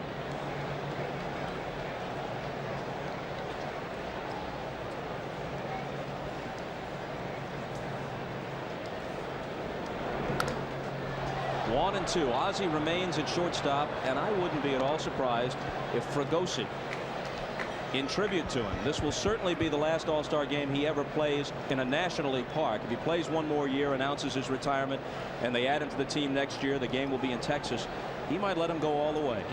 As he said with Gwynn, Gwynn will play the full 9, and maybe the same holds true for Ozzie. Rodriguez sends one up the middle for a hit. So that's the way the top of the 7th starts.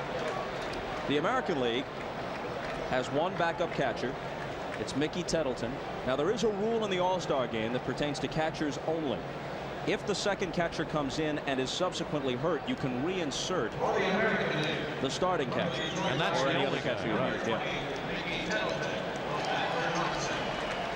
And here's Tettleton now batting for the pitcher.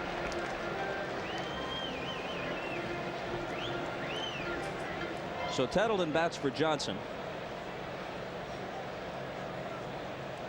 Knobloch is on deck. And the switch hitter fouls the first one back. He's topped 30 home runs each of the last 3 years for Detroit. He's got 14 this year. We were talking earlier, Joe, about Barry Bonds and the way he chokes. Take a look at Tettleton. He's got the bat handle, the knob, in about the middle of his hand. Look how low he carries this thing, and then the whip action to get it up and going again. Well, they call that one finger buried. There have been a couple of players with 2 fingers buried. That's one finger underneath the knob. Willie Stargell used to get 2 fingers underneath it. You have to be awfully strong to do that. The 1-1 pitch. Look at the way Tettleton holds the bat, in a way reminiscent of Wes Covington, except Covington used to hold it higher, but also almost parallel to the ground. Tettleton's got it at about belt level, but held loosely and almost flat behind him. Well, you always got to get it started from someplace. He gets it started. I mean, he gets it started when the pitch is on the way. Maybe better start it a little sooner. A little quicker on this guy. Yeah, Hudak does not give you a lot of time to start it. Here it is again on Tettleton, that fastball. Mickey with the bat back. He gets back up on top, but the ball by him. Joe, everybody talks about the hitting theories of where you should carry the bat and how you should stride, what you should do. More often than not, it's whatever's comfortable for you. Let her go. Just have to get it into hitting position before the ball gets there. Rodriguez at first, nobody out, and this is a 3-2 pitch to Tettleton, and the runner goes, and that's ball 4. So the American League, trailing 5-4, has something going. Chuck Knobloch steps in. His dad, Ray, suffered a mild heart attack. His old high school baseball coach, a guy who played minor league ball, and here's what Chuck says about dedicating tonight's performance to him. Yeah, he was my high school coach, and he played ball himself, and he was in San Diego, and he was hoping desperately to be here tonight, and you know, he had a mild heart attack, and I just want to say get well and get better quick. There you see the batting glove. He flashed it during the introductions prior to the game, so his dad is watching from his hospital bed. He was there in person 2 years ago at the All-Star game in San Diego. Knobloch hits one toward the hole. Ozzie gets the force.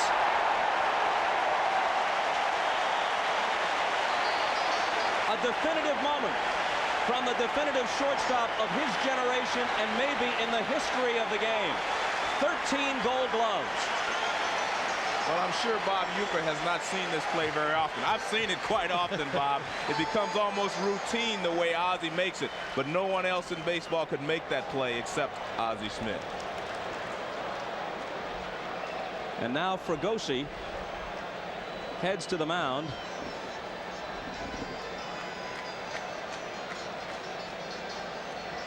Well, you can look at it now from the outfield. I mean, you know, when Ripken talked earlier about how big and cumbersome he was, that he had to play the hitters, not this guy. Fregosi discussing with Hudek the merits of a shower at this juncture, and we'll take a break.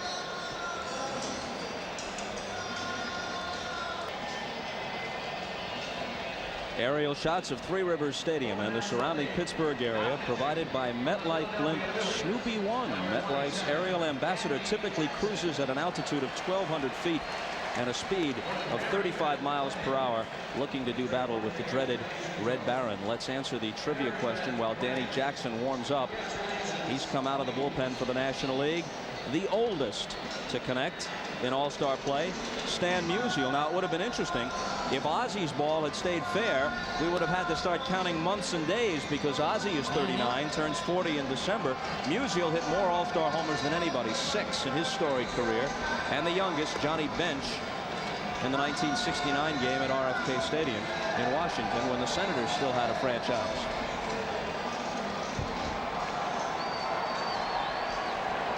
Let's go quickly to Johnny Bench. Remember that All-Star homer? I know you do.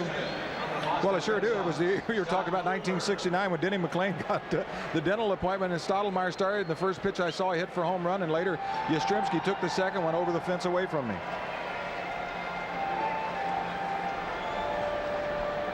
Up steps Scott Cooper. Danny Jackson, the left-hander, on to face him. With one out, the American League has the tying run at third base. Rodriguez opened the inning with a single. Tettled and walked, and then Knobloch's bid for a base hit was snuffed out by Ozzie Smith. They got the force at second, so runners at the corners with one out. Cooper's first at-bat of this game. And this will get the run home and maybe more, deep into left field, and Bonds watches it hit off the wall for extra bases.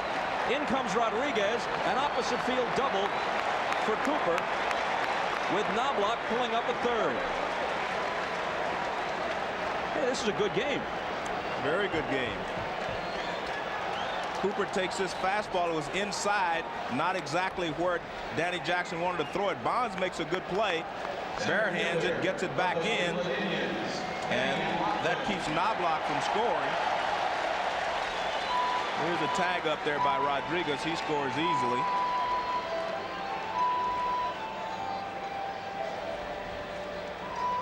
Still only one out, and they're going to pull the infield in against Kenny Lofton of the Central Division leading Cleveland Indians. He really has supplanted Rickey Henderson as the premier leadoff man in the American League. He's at .378. He's got pop, 10 home runs, 45 steals, leads the majors. Terrific bunter, on a pace for almost 250 hits. Swing and a miss. I think this is an interesting situation here. They're playing the infield all the way in with runners at second and third. And especially on the carpet, Joe, right. Anything hit by this guy can really fly, as Bob said. But usually in a tie ball game, play back and give up the run. You're only in the 7th inning. 1-1. Lofton hangs in well against lefties, hitting .350. Yeah, he's not bad. Southpaws. I'll tell you, this guy can play. Unbelievable center field. He's one of those guys that can climb the wall. He throws well.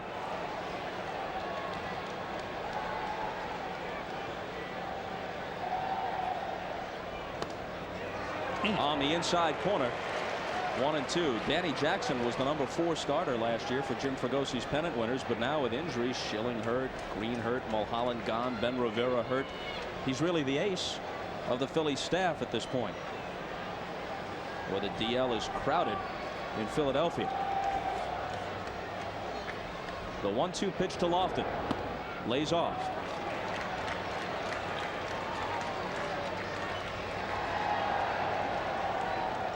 Will Clark on deck, and then if the inning keeps going, Albert Bell.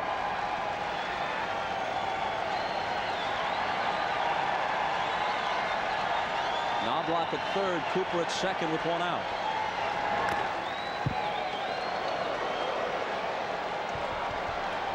you're Danny Jackson in this situation, you need a strikeout. And that fastball up and in there, that was what he wanted to get the strikeout with.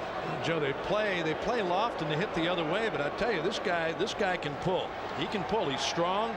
He can hit to right center. Bob said earlier he can bunt, but I can tell you he can pull. Another 2-2 pitch. Hit toward the hole, and with the infield in, they have no chance. 1 run scores. Cooper waved home. Bonds has no play. And the American League has scored 3 times in the 7th, and they lead 7-5. Well, that's the danger you run when you bring the infield in. The infielders have no range at all. The ball goes through there so quickly. This ball goes through before they can move. I mean, if you're back, you have a chance to keep this ball on the infield, if not make a play. You may not be able to throw Lofton out, but you could keep the ball on the infield.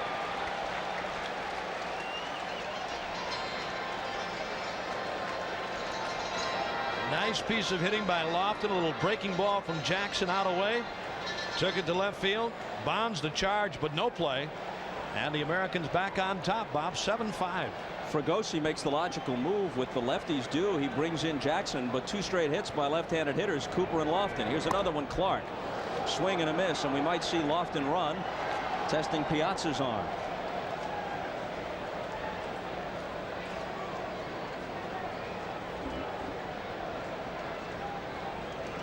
Kind of all-star game you like to see. Plenty of action. Not going. And a ball. Lofton down at first. Terrific basketball player. 6th man on Lute Olson's Arizona team that went to the Final Four in 1988. Graduated from Arizona with a degree in television. Wrote his thesis, as I understand, on Mr. Belvedere, Uke. I was shocked. Why wouldn't you get an A on that? Down the line and left. Bonds toward the bullpen and out of play.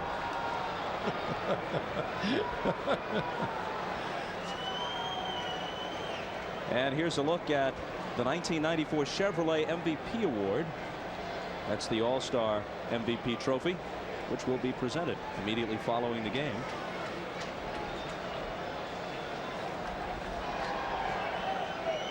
A few candidates have emerged, but the game still very much in doubt. 7-5 American League. The pitch to Clark. Line drive over Ozzie for a hit. Lofton will stop at second. Tell you what, Bob, this game is mirror imaging most games you see in the major leagues this year. A lot of offense. Well, Fregosi's move with the left-hander. Here's Clark again, a pitch out away from him. And he drills it to center field, and now Jim Fregosi is coming out again. Look at Clark. Joe, you've watched this guy for so long, and I mean, you talk about somebody who uses the whole ballpark. Balls away, he'll go the other way. He's got power, although his power totals are down this year, but a pure hitter. Will Clark. Batting .353 in his first year in the American League. Ozzie is now coming out of the game, so we missed our guess. This is the moment. They have to make a move and a double switch. Will Cordero replaces him at short. Rod Beck of the Giants comes out of the bullpen. Jackson yielded hits to 3 straight lefties. He's out, so is Ozzie, and we step aside for a minute. Rod Beck of the Giants in. Late addition to the All-Star squad when Jose Rio of the Reds was scratched. Rio and Larkin both hurt. The Reds technically don't have a representative here, although 2 were named. First at bat for Albert Bell. Look at his eyes, Joe. Just stares a hole through the pitcher. And Rod Beck does the same thing. So we've got a staring match here, and that's why it's taking so long. You're right. They wanted to see who would back off first. Beck, as you see, kind of fearsome looking himself, and he says he's had the mustache since the 11th grade. There goes Lofton, double steal. Piazza can't find the ball. And Lofton steals third, the major league leader in swipes, and Clark steals second behind him. Not an easy ball for Piazza to handle. I don't know if he'd had a chance anyway, Joe, if he makes the catch clean. Little breaking ball down low and away that he let get by. Lofton a major jump, though. He had a huge jump. Will Clark at second. There it is. Little breaking ball down and away that Piazza didn't handle cleanly. And again, I don't know if he has a shot or not. Well, they're back in the same situation. The infield in again. You know, it's bad enough you got to play against guys like this on artificial surface. Right. Play it up close with guys like Bell, guys who hit the ball so hard. Pitch from Beck. Cordero will come to the plate, and they've got Lofton with Piazza applying the tag. So that time it worked. Well, playing the infield in. You have to play the infield in now because there were 2 runs down in the 7th inning. Before it was a tie ball game. Now when you're 2 runs down, you cannot afford to let any more runs score. Cordero makes a good play, good throw, high throw, keeps it up, and Piazza applies the tag. There have been 4 hits, one of them a double and a walk in this inning, a double steal, and it would have been worse had not Ozzie Smith turned in a brilliant play at shortstop. Here is Sierra, former Ranger, now with Oakland. Bounced foul. He is the first product of the Roberto Clemente Sports City in Puerto Rico. Roberto's dream to make it not just to the big leagues, but to an all-star game. His Oakland A's are 9 under 500, but only 3 back of Texas. In the West, the Rangers lead the West 3 under 500. Could be the first race ever where in September they talk about how many games back a team is in the win column instead of the loss column. There you see the number 21 worn by Sierra in honor of Roberto Clemente. And a pop-up back of second base, and Biggio of the Astros squeezes it. But back-to-back 3-run innings for the American League, and they're up again 7-5. Back at Three Rivers Stadium for this All-Star game. We're in the bottom of the 7th. American League leading 7-5 with Ozzie Smith. And Ozzie, it was vintage in the last inning. And it's an emotional time for you playing in this All-Star game. It is, Johnny, because this very well could be my last one as far as the National League is concerned. I plan on playing one more year. And I was kind of surprised to be here this year in that I didn't get voted in last year. And usually when you don't get voted in and you've been there 10 or 12 times, it's tough to get back. But I'd like to take the time to thank all the fans that took the time to punch my name on the ballot. Well, 2,500 hits in reach and also almost a home run tonight.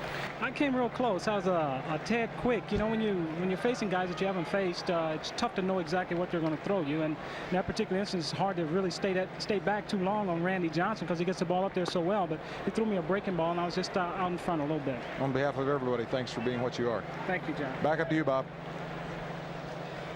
All right, Johnny, and here it is. What might be the final exit in terms of all-star play. And a base hit for Bagwell. This is the 13th all-star game in which Ozzie has appeared, 11 of them as a starter. Says he wants to play one more year. If he stays healthy, he'll get to 2,500 hits. The Hall of Fame long since a foregone conclusion. He is the best defensive shortstop that I have ever seen, and I've seen a lot of good shortstops. He's the way they'll be measured from now on, unfortunately. Yeah, that's tough, isn't it? Yeah. You know, it's one thing to be good. It's another thing to be such a joy to watch, which he was. Will Cordero now. Now here's a young shortstop with all the tools, but sometimes the concentration lapses. Obviously, he can hit and hit with power, uncommon power for a middle infielder, but he makes too many errors at this stage of his career. I think it's a lack of concentration in the field. He concentrates in the batter's box, but sometimes he takes that out to the field with him and he's not concentrating. I tell you what, the ball jumps off of his bat as well as any of the players you've seen in this game tonight. Joe, I'll take a guy with these totals and take a chance on him defensively anytime, wouldn't you? You'd teach him to play defense. Absolutely. Right? Or move him someplace else. He can swing the bat like that. He can play the outfield too. I think he's going to be a quality shortstop. He just has to cut down on his mental lapses. So Cordero takes high. We've moved to the bottom of the 7th, and it kind of reminds me, if we were at Wrigley, Harry Carey ordinarily would be serenading the fans, and we want to send our best wishes to Harry, the voice of the Cubs in his 50th year in broadcasting. Had some health problems recently, had to interrupt his season, but they expect him back before the end of the month on those broadcasts on WGN. I actually thought you and Bob were going to go into that rendition of Take Me Out to the Ball Game. I can't sing, so I want to stay overnight in Pittsburgh. You know, I was talking to Phil Rizzuto before the game. He is the honorary captain. Did he answer you? The American League squad. He's going into the Hall of Fame finally. Later this month, as a matter of fact. Cordero bounces one to Ripken, who'll step on the bag and complete the double play. And you walk in the room and Scooter says, "Hey, you guy, I saw that Major League 2. That's right. Saw it on a plane. Really liked it." You know, most of us, of course, caught it at the Cannes Film Festival, but the Scooter right. saw it on the plane. I got a kick out of him. He was sitting in a locker down there. I said, "Are you being punished? Come out of there." He was actually sitting inside the locker. I said, "Look, if you want me to talk to somebody and get you out of there, just ask." He's a great guy. I love the Scooter. I really do. It's to be around him and to listen to him, a pleasure. And well deserved finally in the baseball's Hall of Fame. You remember a couple of years back, Bob, when he had that brace on his arm. He had something wrong with his hand, and we were in Yankee Stadium. He was wearing a brace on his left hand for whatever, and I asked him. I went over on the Yankee broadcast for a couple of minutes. Gwynn with a chopper, and Clark will retire Tony Gwynn, who is now 1 for 4, but hold that bad thought. story anyway. You're going to finish it, whether you like it or not. 7-5 American League. The American League, shortstop, Cal Ripken Jr. True to form, Cal Ripken doesn't even miss an inning, at least so it appears. He's 0 for 3. You know, he doesn't turn 34 until next month, so 21-31 to pass Gehrig is one thing. He could keep on going for several more years. I think they'll make him rest after he passed Lou Gehrig. Think he stops the next day? I think he will rest. Day off. Finally get that one day off he's been looking for. And that'll be it. A drive toward the gap in right center field. Gwynn in pursuit, back near the fence, and it short hops the wall. Ripken on his way to second, and he's content with a leadoff stand-up double. Well, you know the esteem in which the fans hold him, and in fact, he was second to Ken Griffey Jr.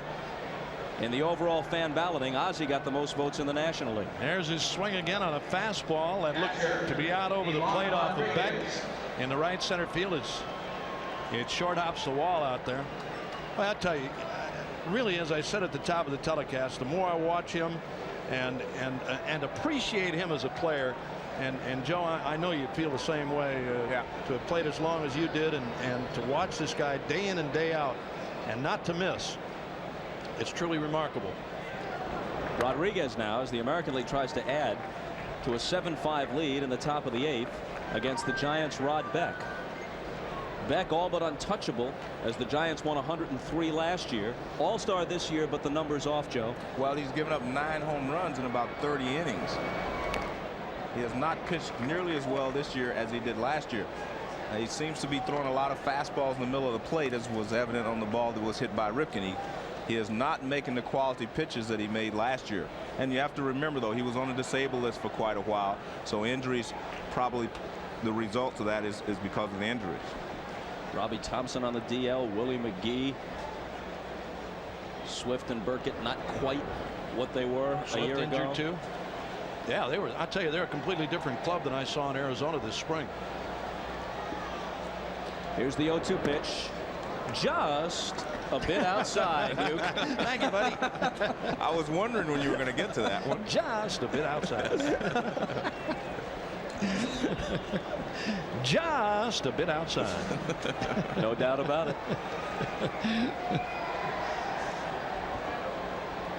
And the 1-2 pitch. 2-2. We mentioned Phil Rizzuto. Yeah, you know, I wanted to finish that story about Philly. I was over there for a little rain delay, and there are the honorary captains.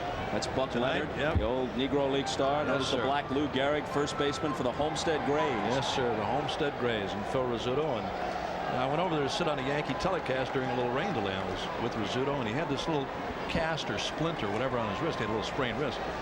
And I asked him in the conversation when he started training falcons, and he almost answered me. He said, "Wait a minute, training falcons? What do you?" I said, "This thing." He said, "No, I got a bad wrist." He's a beautiful guy, though, Bob. I know you've known him for a long, long time, and a joy to listen to. I don't know what the Yankee telecast and broadcast would be without Phil Rizzuto. He shows up occasionally now, doesn't he? You mean at the ballpark? Anywhere. Kind of makes his own schedule. That's what I'm saying. 2-2 pitch fouled off.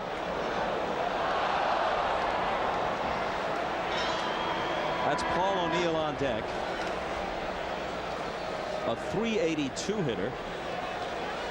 A point behind Frank Thomas for the American League lead.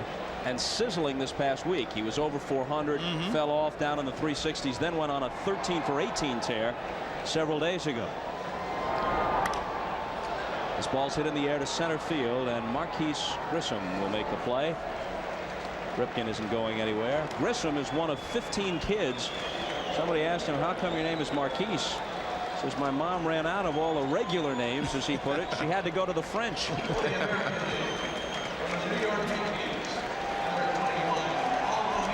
right, here's O'Neill, who made the All-Star team once as a National Leaguer with the Reds.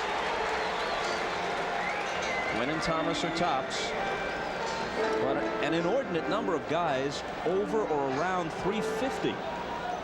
I have a theory. Yes. The theory is there's not as many hard throwers in either league now as there were before. And I think that is contributing to the fact that guys are hitting for a much higher average because they can handle the breaking balls if they don't have to look for the fastball. You know, Joe, talking to Johnny Bench some time ago, there's Jimmy Key and Wade Boggs. Bench was talking about the same thing, about the lack of hard throwers, but everybody now seems to want to put movement on the ball, pitch on your fists all the time, on your knuckles, and do something without the breaking ball. Breaking ball, of course, is a mover all the time, but make the fastball run in or run away from you, cut it or whatever. With O'Neill now in the game, the only position player, according to my calculations, who hasn't gotten in for the American League is Travis Fryman of the Tigers. A mile-high pop-up. And Cordero records the second out. For the National League, we haven't seen Fred McGriff yet. Darren Fletcher, the backup catcher. No Moises Alou yet. Jeff Conine of the Marlins hasn't appeared. There's Alou.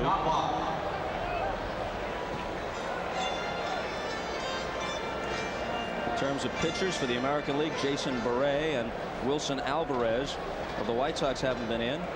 Ricky Bonas of the Brewers. Lee Smith, we haven't seen him yet either. Knobloch with 37 doubles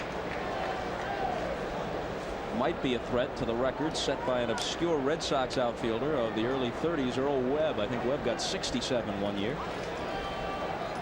And that's the record. Stood a long time. 0-2.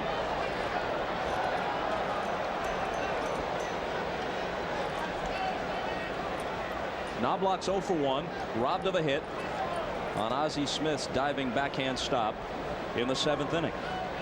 7-5 American League. They've got 12 hits, 5-9-1, and the error was costly for the National League. Outside, 1-2.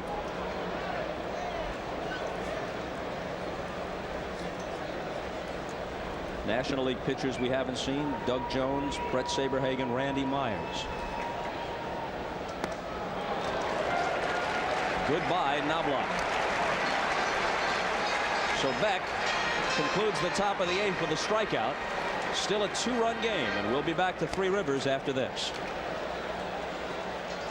On to the bottom of the 8th we go. 7-5 American League. They wasted a leadoff double by Cal Ripken in the top half.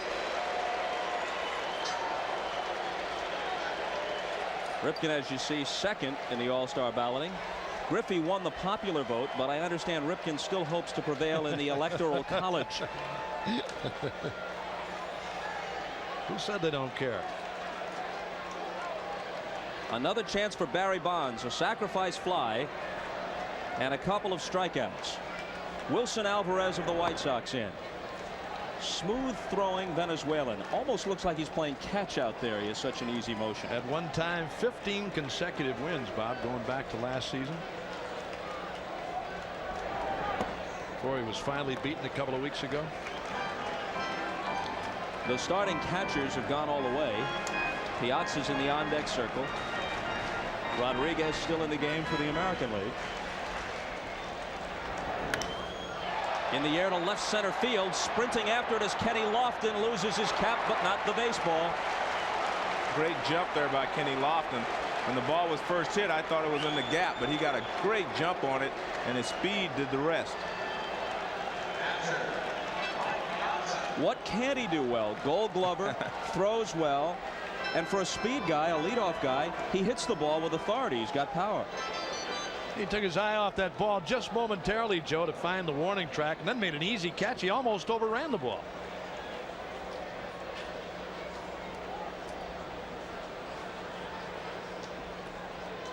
And Piazza 1 for 3. In there for a strike from Alvarez. Ken Caminiti of the Astros on deck.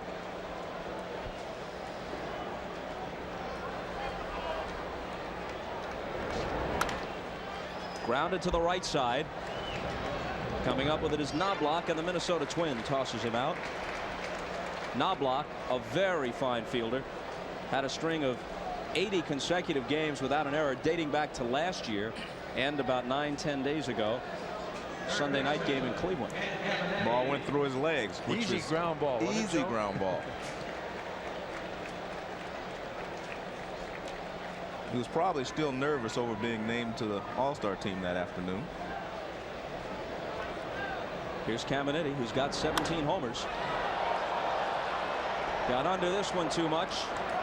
And Albert Bell makes it a 1-2-3 last half of the 8th. An inning left at Three Rivers. 7-5 American League. Back after a word from your local stations. Smashing what you imagine is an extra base hit into the gap. You played against him, Joe. In right center field. That was his alley. Magnificent hitter and a great player. No matter how many films you see of that guy, Joe, you always appreciated him more when you had a chance to watch him in person. Exactly. Boy, he was something. Randy Myers of the Cubs is in. 17 saves, but the Cubs are not doing well, and here's a guy who could be tasty trade bait. But with the strike looming and with realignment giving even mediocre teams the idea that they have a chance to stay in the race, I think you will see fewer of the sort of late season deal that Pat Gillick became a master of with Toronto, where a contender picks up a veteran guy in return for prospects late in the year. He's behind Cooper 3-0, and Scott swings at the 3-0 pitch and bounces out to Biggio. Down to the American League dugout, where Hannah Storm holds forth. I'm here with a guy that loves to tout the superiority of the American League. You're close to winning your 7th straight, but you guys usually do it with power. Are you surprised you're getting it done with a lot of singles and doubles? Well, I mean, this is a big ballpark for us. We're not used to it, but you know, we got to win, and you know, we got to do it some way, and singles and doubles are the key right now. Now, you grew up about an hour from here, Donora, Pennsylvania. You know, you had about 40 family members. Are you happy with the way you're able to perform in front of them? Yeah, I was a little nervous because I've never played, you know, that many family members. Usually it's about 10 or 12, but to have my uncles who've never seen me play before was real exciting for me. I know one of those uncles used to think he could strike you out, but no more. No, he still thinks he can. All right, back to you, Bob. Thanks, Hannah. Here's Lofton at the plate. A single, a pair of RBIs, a stolen base in his only plate appearance. Also made a fine running catch in the outfield. Kind of amazing to think that Ken Griffey Jr. might wind up as only the 2nd best player to come out of Donora, Pennsylvania. But that's the hometown of Stan the Man. 1-2. In fact, Musial told me he played basketball and baseball in high school in the 30s with Ken Griffey Jr.'s grandfather. He made the right choice.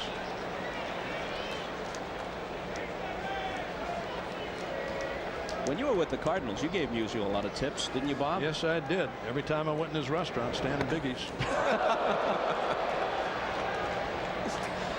Lofton's bat goes flying toward first. He goes walking toward the dugout, fanned by Myers. Here's that last breaking ball from Randy Myers. And the bat of Kenny Lofton. Now, talking about people at the All-Star game and in our booth tonight, your young son right here, Keith. Nice to have him with us here tonight.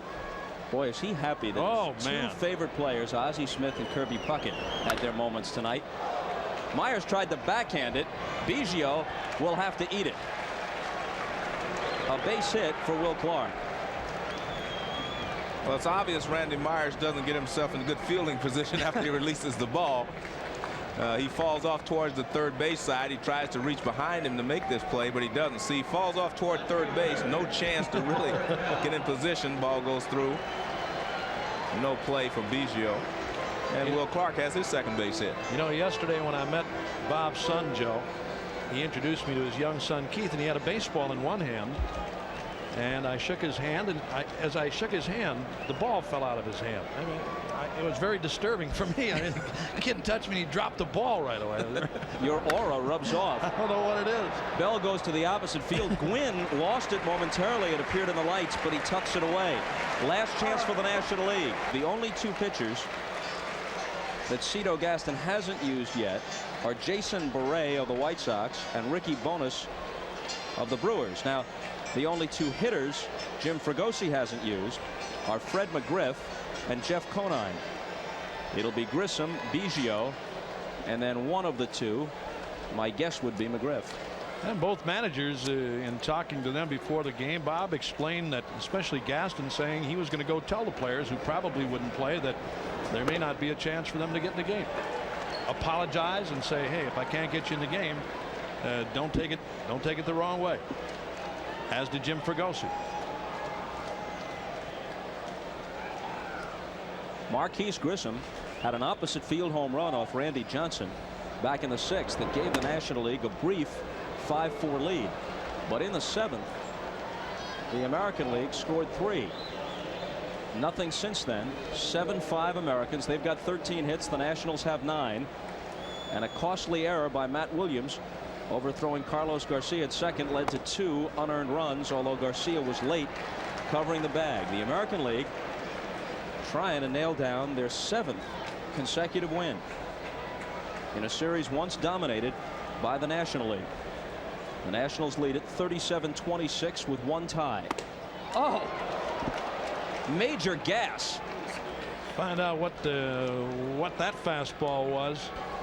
Smith reaching back for a little extra that time. Here's another guy, Joe. I mean, every once in a while you're going to throw you a little something off speed, but basically here it is, and he's been that way throughout his career.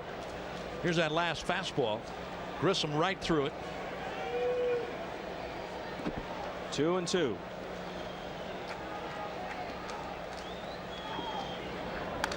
Fouled off. I don't think Smith, leaving location aside, and there's no question he has better mastery of his pitches this year in Baltimore than he did last year in St. Louis when he struggled and the Cardinals let him go. But I don't think he was throwing this hard a year ago. I don't know if he throws as hard. I'm sure he's nowhere close to what he was in his prime. He's still up there, but it's nowhere near what he was a few years back. Drops down a little bit. Bad enough. Registers 89, and the count is full. So if Grissom can get aboard, the tying run would come to the plate.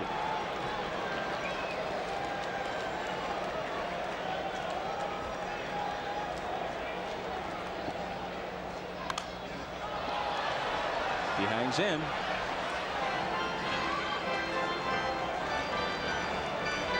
Grissom is hitting .281, 6 homers, 30 steals, second in the National League to Deion Sanders' 32.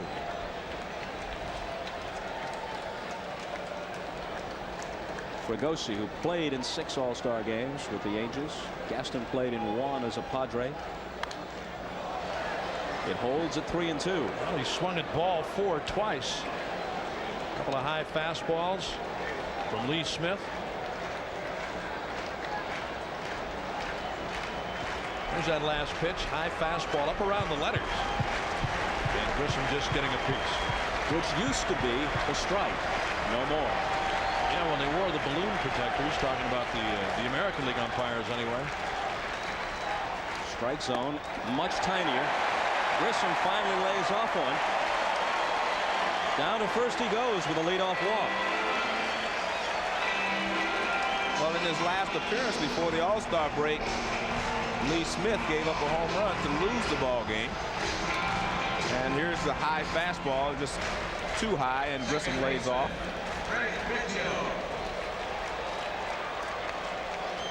The crime dog, Fred McGriff, comes out of the dugout, capable of tying it with 1 swing. He'll get a chance next. If Biggio gets aboard, 1 swing could win it. for the National League. There's McGriff with 23 home runs and 63 knocked home in the first half.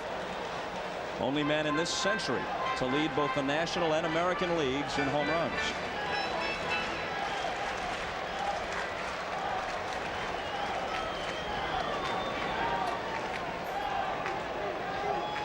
Biggio, as Grissom is chased back, is hitting .320. He's stolen 25 bases. Hard to believe he began his career as a catcher. They had to get him out from behind the plate with his speed and his bat. 0-2. And that's what Lee Smith does now. He will paint the outside corner with a breaking ball, whereas in the past he really just overpowered the hitters.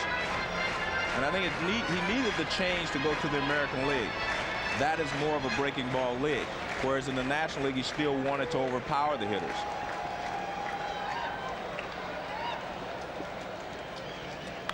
Hit hard but foul. There's one of those hanging breaking balls right there, Joe, or a cut fastball. But as you said, he'll throw the breaking stuff now. Every once in a while a changeup, but he tries to paint on you. Here it is one more time. That looks like a splitter. That's exactly what it is. Split finger fastball. Hardly any rotation on the ball, and Biggio out in front of it and ripped it foul.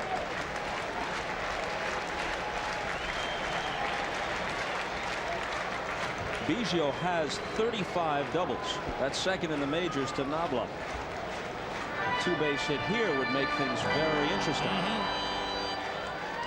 We're in the ninth. 7-5 American League. Just got a piece of it.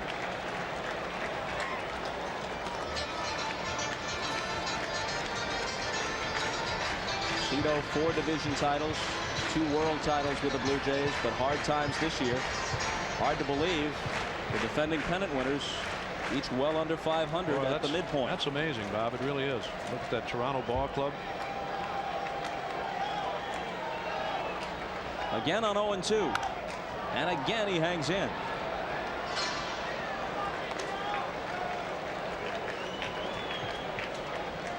Fred McGriff next.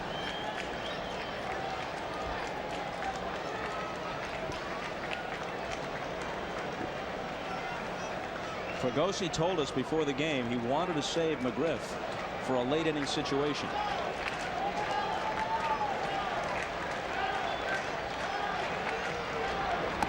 Up high.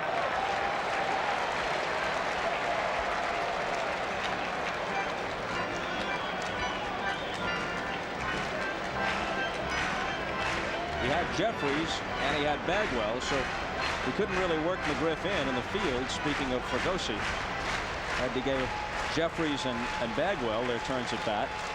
But now it'll be McGriff in the ninth in the clutch. The 1-2 pitch. 2-2 to Biggio. You know, Joe, in difference to Smith a few years back, when he reached back, he ain't worried about painting the corners. Here he's trying to hit the outside, and he missed off the outside corner. But years ago, a couple of years back, when this guy had the good fastball, there was no messing around. It was here it is, go get it. And he steps off. Big Lee at age 36, leading the American League in saves. In fact, leading the majors. And that one also makes the seats. As intimidating as Lee Smith is with his size and with the great fastball, though, he never really intimidated the hitters. He didn't knock anyone down, 0-2. He basically would come inside, but he didn't knock very many people down, so he's done it straight-laced. Terrific at bat for Biggio. It really is. Smith is throwing him everything so far. The splitter, fastball, off speed. He smacks it down at third. Cooper comes up with it. Safe at first. Biggio keeps them out of the double play, and not many right-handed hitters would have beaten that because the ball was smoked down at Cooper. I was still a little surprised that he beat it, but watch now. What happens here is watch Cooper. He takes one extra step there. That's where he lost the double play. But again, real good hustle there by Biggio. He beats the play at first base. But most right-handed hitters, you're right, would have been out on this. They turn it very well. Good hustle by Biggio. Knobloch, Grissom puts a little pressure on him, but he gets off a good throw.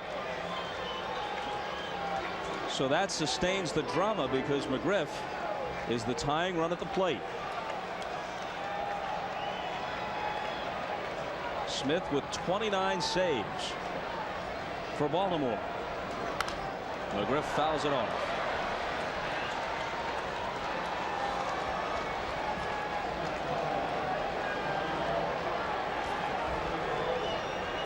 Well, Cito has played it according to plan. He's got his closer in there.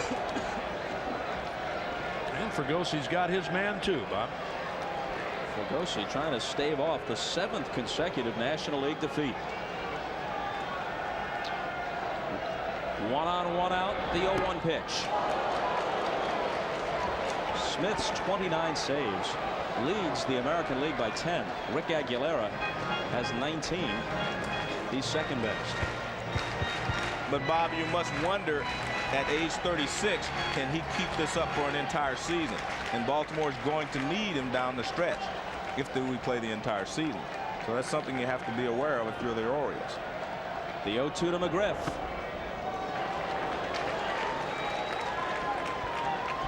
Orioles, of course, right there with the Yankees in the East. Cleveland and Chicago close in the Central. White Sox have won 6 straight. With a possibility of a strike looming, the series right after the break between Cleveland and Chicago takes on urgency. Players remember the split season of '81. Don't know when the season might resume. That'll make the seats, as Mike Hargrove, the Indian manager, said. We've got to play all these games as if it was September. You might see some strange things. Absolutely. Guys going on 3 days rest and whatever else as the strike date looms. And that's been much of the talk here, along with all of the celebrating that's gone on with the All-Star game. I'm a little bit surprised that Biggio doesn't take second base because they're not holding him on and he can at least stay out of the double play. Will Clark way behind him, and Biggio's very good base stealer. There he goes. And the ball is skied to left center field. Lofton goes back. Lofton to the fence. She's gone!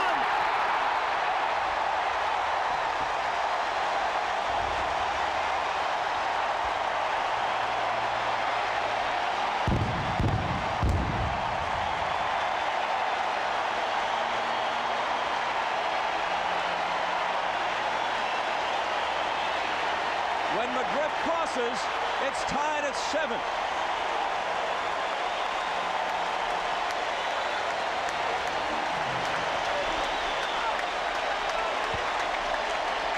The great thing about Freddie McGriff, if you throw the ball away from him, he will go the other way, and he can drive it out of the ballpark. Not a bad pitch from Lee Smith, down and out over the plate, but Freddie McGriff drives it over the left center field wall.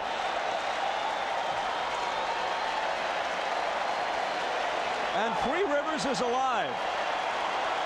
Well, yesterday in that home run hitting contest, McGriff was the leader until Griffey hit. And here tonight on a fastball down low and away, he got it off. And he's the leader again tonight. Absolutely, he is the leader. Yep. Tied at 7 in the 9th. Here's Bagwell.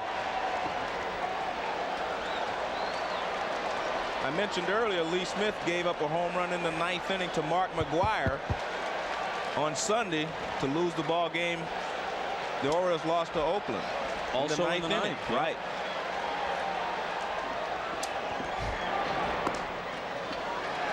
Oh, and 2 to Bagwell, who had a single his last time up.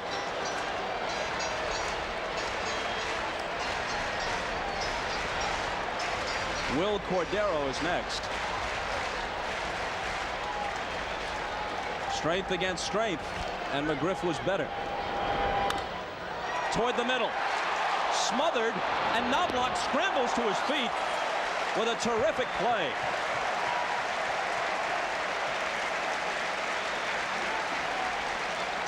Great play by Knobloch, Joe. Very good play.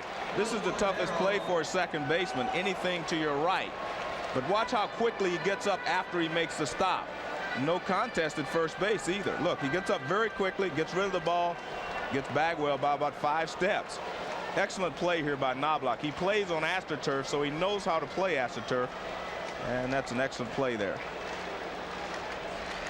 Cordero. Now, unless the National League scores here with 2 outs in the bottom of the ninth, we're looking at an interesting situation. The managers rightly try to get everybody in. Now the benches are depleted. This is a non-DH game in the National League Park. Weird things could happen here if this game goes 12-13 innings. Cordero grounds it down to Cooper. We go to the 10th. Tied at 7. This is, as McGriff stays in the game at first base, the 9th extra inning game out of 65, and the National League has won all 8 previous extra inning games. Most recently 1987 in Oakland, a scoreless game until Tim Raines got a double that broke it open in extra innings. Doug Jones is in. Now the Phillies' top bullpen guy throws that palm change. 3-time All-Star with Cleveland in the American League, once with Houston, now his 5th overall appearance. We talked about Lee Smith being overpowering before and coming full cycle, throwing a lot of breaking balls. Doug Jones is the same. This guy got a great change of pace. Now he's great change-up. Off-speed pitcher, change-up pitcher. Sierra, Ripken, and Rodriguez. 0-2 as Jones is ahead. Brett Saberhagen is the only pitcher now that Fregosi hasn't used. Jeff Conine is only reserve. The 0-2 pitch to Ruben Sierra. Line drive, base hit. Over Biggio at second. Jason Bure, the right-hander of the White Sox, is throwing in the American League bullpen. He and the Brewers' Ricky Bonas are the only pitchers Cito Gaston hasn't used, and Travis Fryman of the Tigers is the only hitter he hasn't used.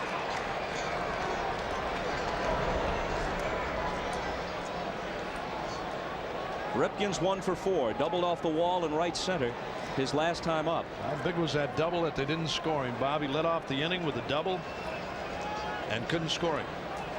Back in the 8th. Rip hitting .306 for the year. There's a strike. There's Travis Fryman.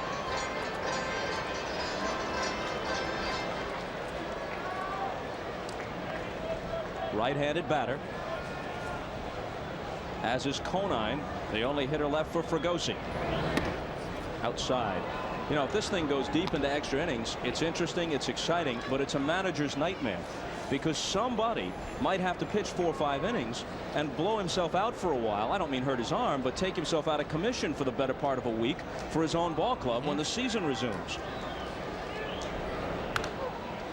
That's in the seats. In the 1967 game, which went 15 innings at Anaheim, Catfish Hunter pitched the last 5 and gave up the game-winning home run to the man seated just next to us, broadcasting the game on television for the Spanish-speaking audience, Tony Perez.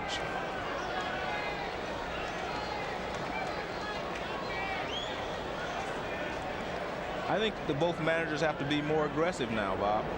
That hit the bat, I believe.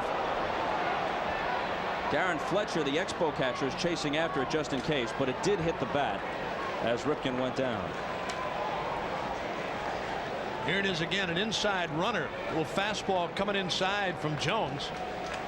And Ripken, it looked for a moment like that ball hit him in the wrist, but it did hit up around the barrel of the bat. There it is right there.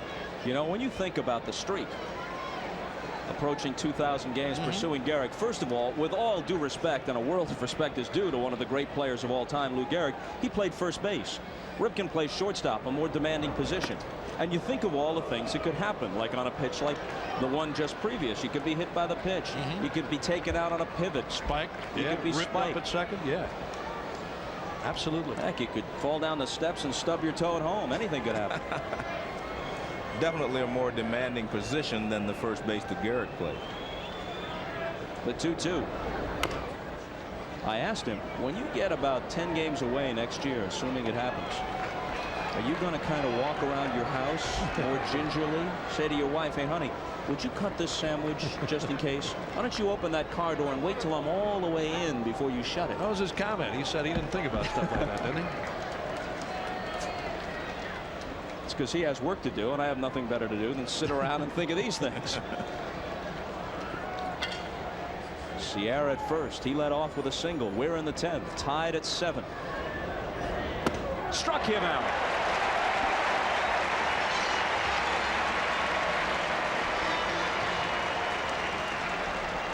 Good fastball from Jones. He got Ripken looking for the off-speed stuff and threw a fastball right by him. About 84 miles an hour. They were talking about Greg Maddux not throwing that hard, but he said if a car's coming at you at 85 or 90, you really can't tell the difference. So if you set him up with the changeup, that 84-mile-an-hour fastball looks like the 90-mile-an-hour fastball. And now here's Rodriguez. He and Ripken have gone the distance. He's 1 for 4. From Vega Baja, Puerto Rico. And Fryman is on deck.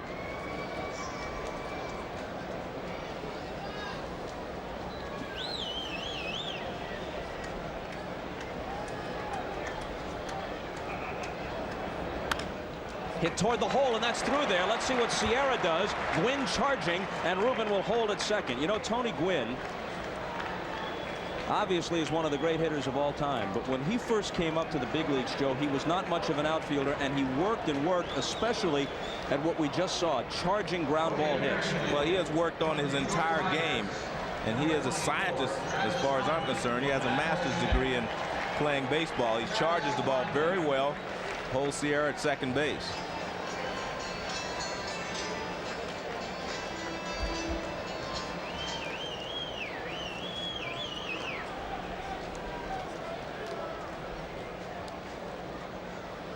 So here's Fryman, the last hitter on Cito Gaston's bench. That's out of play. What would happen is the pitchers would have to hit. Fryman with a happy history against Doug Jones. Back when Jones was with Cleveland, Travis is hitting .285 for the year, 13 homers, 64 RBIs. You can put a lot of K's in the scorebook next to his name, though. He's already struck out 99 times. In the air to right. The ball really carrying tonight, but the ballpark will hold this. Gwynn makes the catch. Sierra tags. Rodriguez remains at first. Runners at the corners now with 2 out.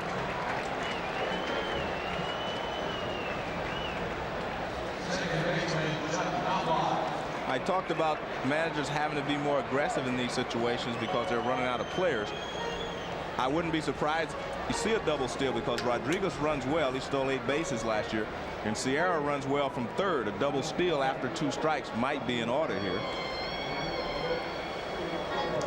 Knobloch, the hitter, 0 for 2. Grounded to short, struck out. Well, this guy, no matter what he does, Joe, talking about Doug Jones, as I said before, he's got a great changeup, but he likes to pitch inside, too. He's one of those guys, despite the fact that he's not a hard thrower, he's not afraid to challenge, afraid to come inside. So Fryman hit for Smith. Beret was throwing. We'll see him in the bottom of the 10th. Knobloch now behind on the count, 0-2.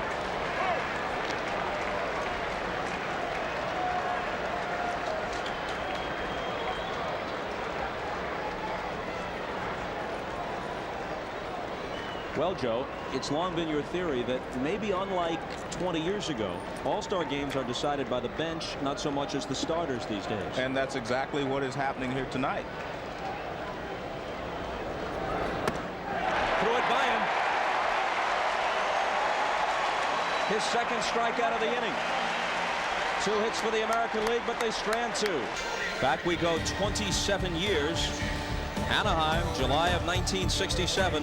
Tony Perez takes Catfish Hunter deep, and it's the deciding blow in the longest all-star game in history. It went 15 innings. Now, the rules do provide that once a game is in extra innings, a pitcher can work more than 3. They're limited to 3 within a regulation game. There's Tony Perez. And his wife, Patuca. Major League Baseball International broadcasting the game to over 60 million people in 139 countries in 8 languages, including Spanish, of course, and Tony is handling those duties. Another Tony Gwynn to start it. Moises Alou next, and then Darren Fletcher. Jason Bray now. White Sox right-hander on. Gwynn has a double in 4 trips. Breaking ball in there. Bray pitched 5 1/3 on Saturday in his last outing. So he's on 2 days rest here. 9-2, ERA 3.56. Chopped over the mound. They'll have no play, even if Knobloch could have flagged it down, which he couldn't. So Gwynn is 2 for 5, which in a sense is a typical night. And that's why 400. That's why Tony Gwynn is such a good hitter, though. Beret was ahead of him, makes a good pitch, and watch him. He just hits this with nothing but hands. There's a curveball breaking down. Look at it. He just reaches out, chops it back through the middle. Base hit. Tony Gwynn hitting .383 entering the game. His single season high was .370 in 1987. He's a career .332 hitter, counting the first half of this season. Wade Boggs' highest lifetime batting average, .335, so Gwynn is close. Moises Alou. Fastball up and away. Kind of hard thrower. Jason Bray with a good breaking ball, although the breaking, as you said, Joe, the breaking ball that Gwynn hit, not a bad pitch. No. 0-2 curveball. Alou is pretty much a first ball hitter. The first strike he sees, he will be hacking. First at bat of the night for him. Swinging a drive into the gap in left center field. And up against the fence. This could do it. Being waved home is Gwynn. They got a play to Rodriguez. Safe! Safe! And the 6-game drought is over for the National League.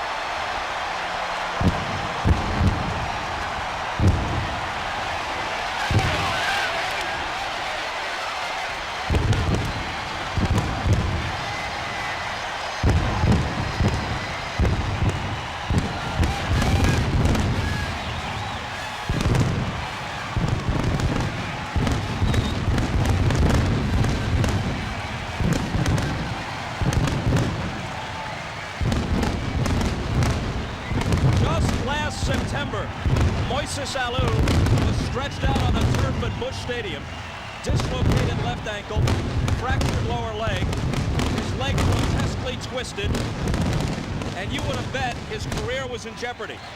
He has come back to hit .331 with 18 homers in the first half and to drive home the game-winning run with a double to left center in his lone at-bat in this 1994 All-Star game. In 10 innings, the National League ends the American League's 6-game winning streak, 8-7. Let's go to Johnny Bench with Moises Alou. 4 innings ago, Moses. You said it, and I did it. I was just lucky to get another at bat. I wanted to do something good for the team. Thanks to Freddie, he tied it up. He should be the hero. And first All-Star game, I got a chance to play, and I think I did pretty good. You sure did. A lot of inexperience on the National League team, but it proved to be a big win. Again, up there, Bob, the National League comes through an extra inning.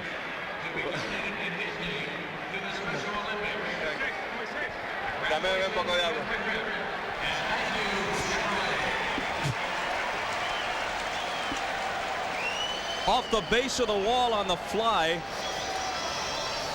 Albert Bell's relay to Ripken, and Ripken's throw right on the money to Rodriguez couldn't have been much closer.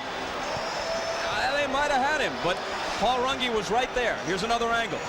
Now we get another look at it, but how about the coaching job of Jimmy Leland at third? He never stopped him. And a perfect relay throw by Ripken. They knew they had a play on him. Here's Gwynn. We get a different angle. And he's in there. He's in there. Absolutely. Safe. Great call by Runge. Absolutely. From that angle, you could see the tag was high on the leg. So even though the ball beat him, Rodriguez can't get it down. He's in right there. Gwynn is in there. Absolutely. Yep. Yep. Well, just a moment ago, Joe, you said the National League should become more aggressive. Nobody out after Gwynn opened the inning with a single, and Jimmy Leland did not hesitate. He waved him home. Well, you're running out of players. You have to do something. Let's go to Greg Gumbel. All right, Bob, I am here with the most valuable player of the 1994 All-Star Game, Fred McGriff of the Atlanta Braves, and Kurt Ritter from Chevrolet to make the presentation. Kurt? Well, Fred, there are home runs and then there are home runs. I'm sure you'll remember that one forever. On behalf of Chevrolet and all of our dealers across Canada and the United States, I'd like to present you with a Chevrolet MVP trophy.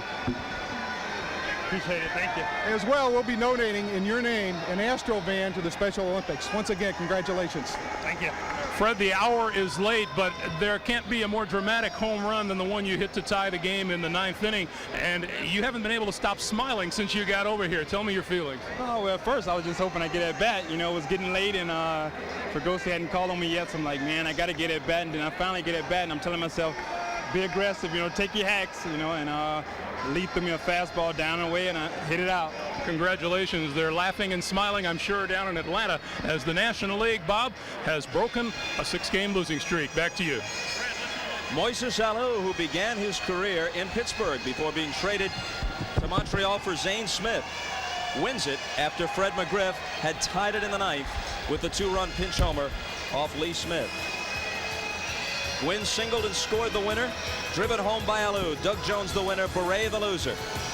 Later tonight on NBC, join us for The Tonight Show with Jay Leno, followed by Late Night with Conan O'Brien, and later with Greg Kinnear. That's all coming up next, except on the West Coast, and it comes up after your local news. For Bob Uecker, Joe Morgan, Greg Gumbel, Hannah Storm, and Johnny Bench, I'm Bob Costas. So long from Three Rivers Stadium in Pittsburgh. The Nationals finally break through. They win it 8-7. Good night.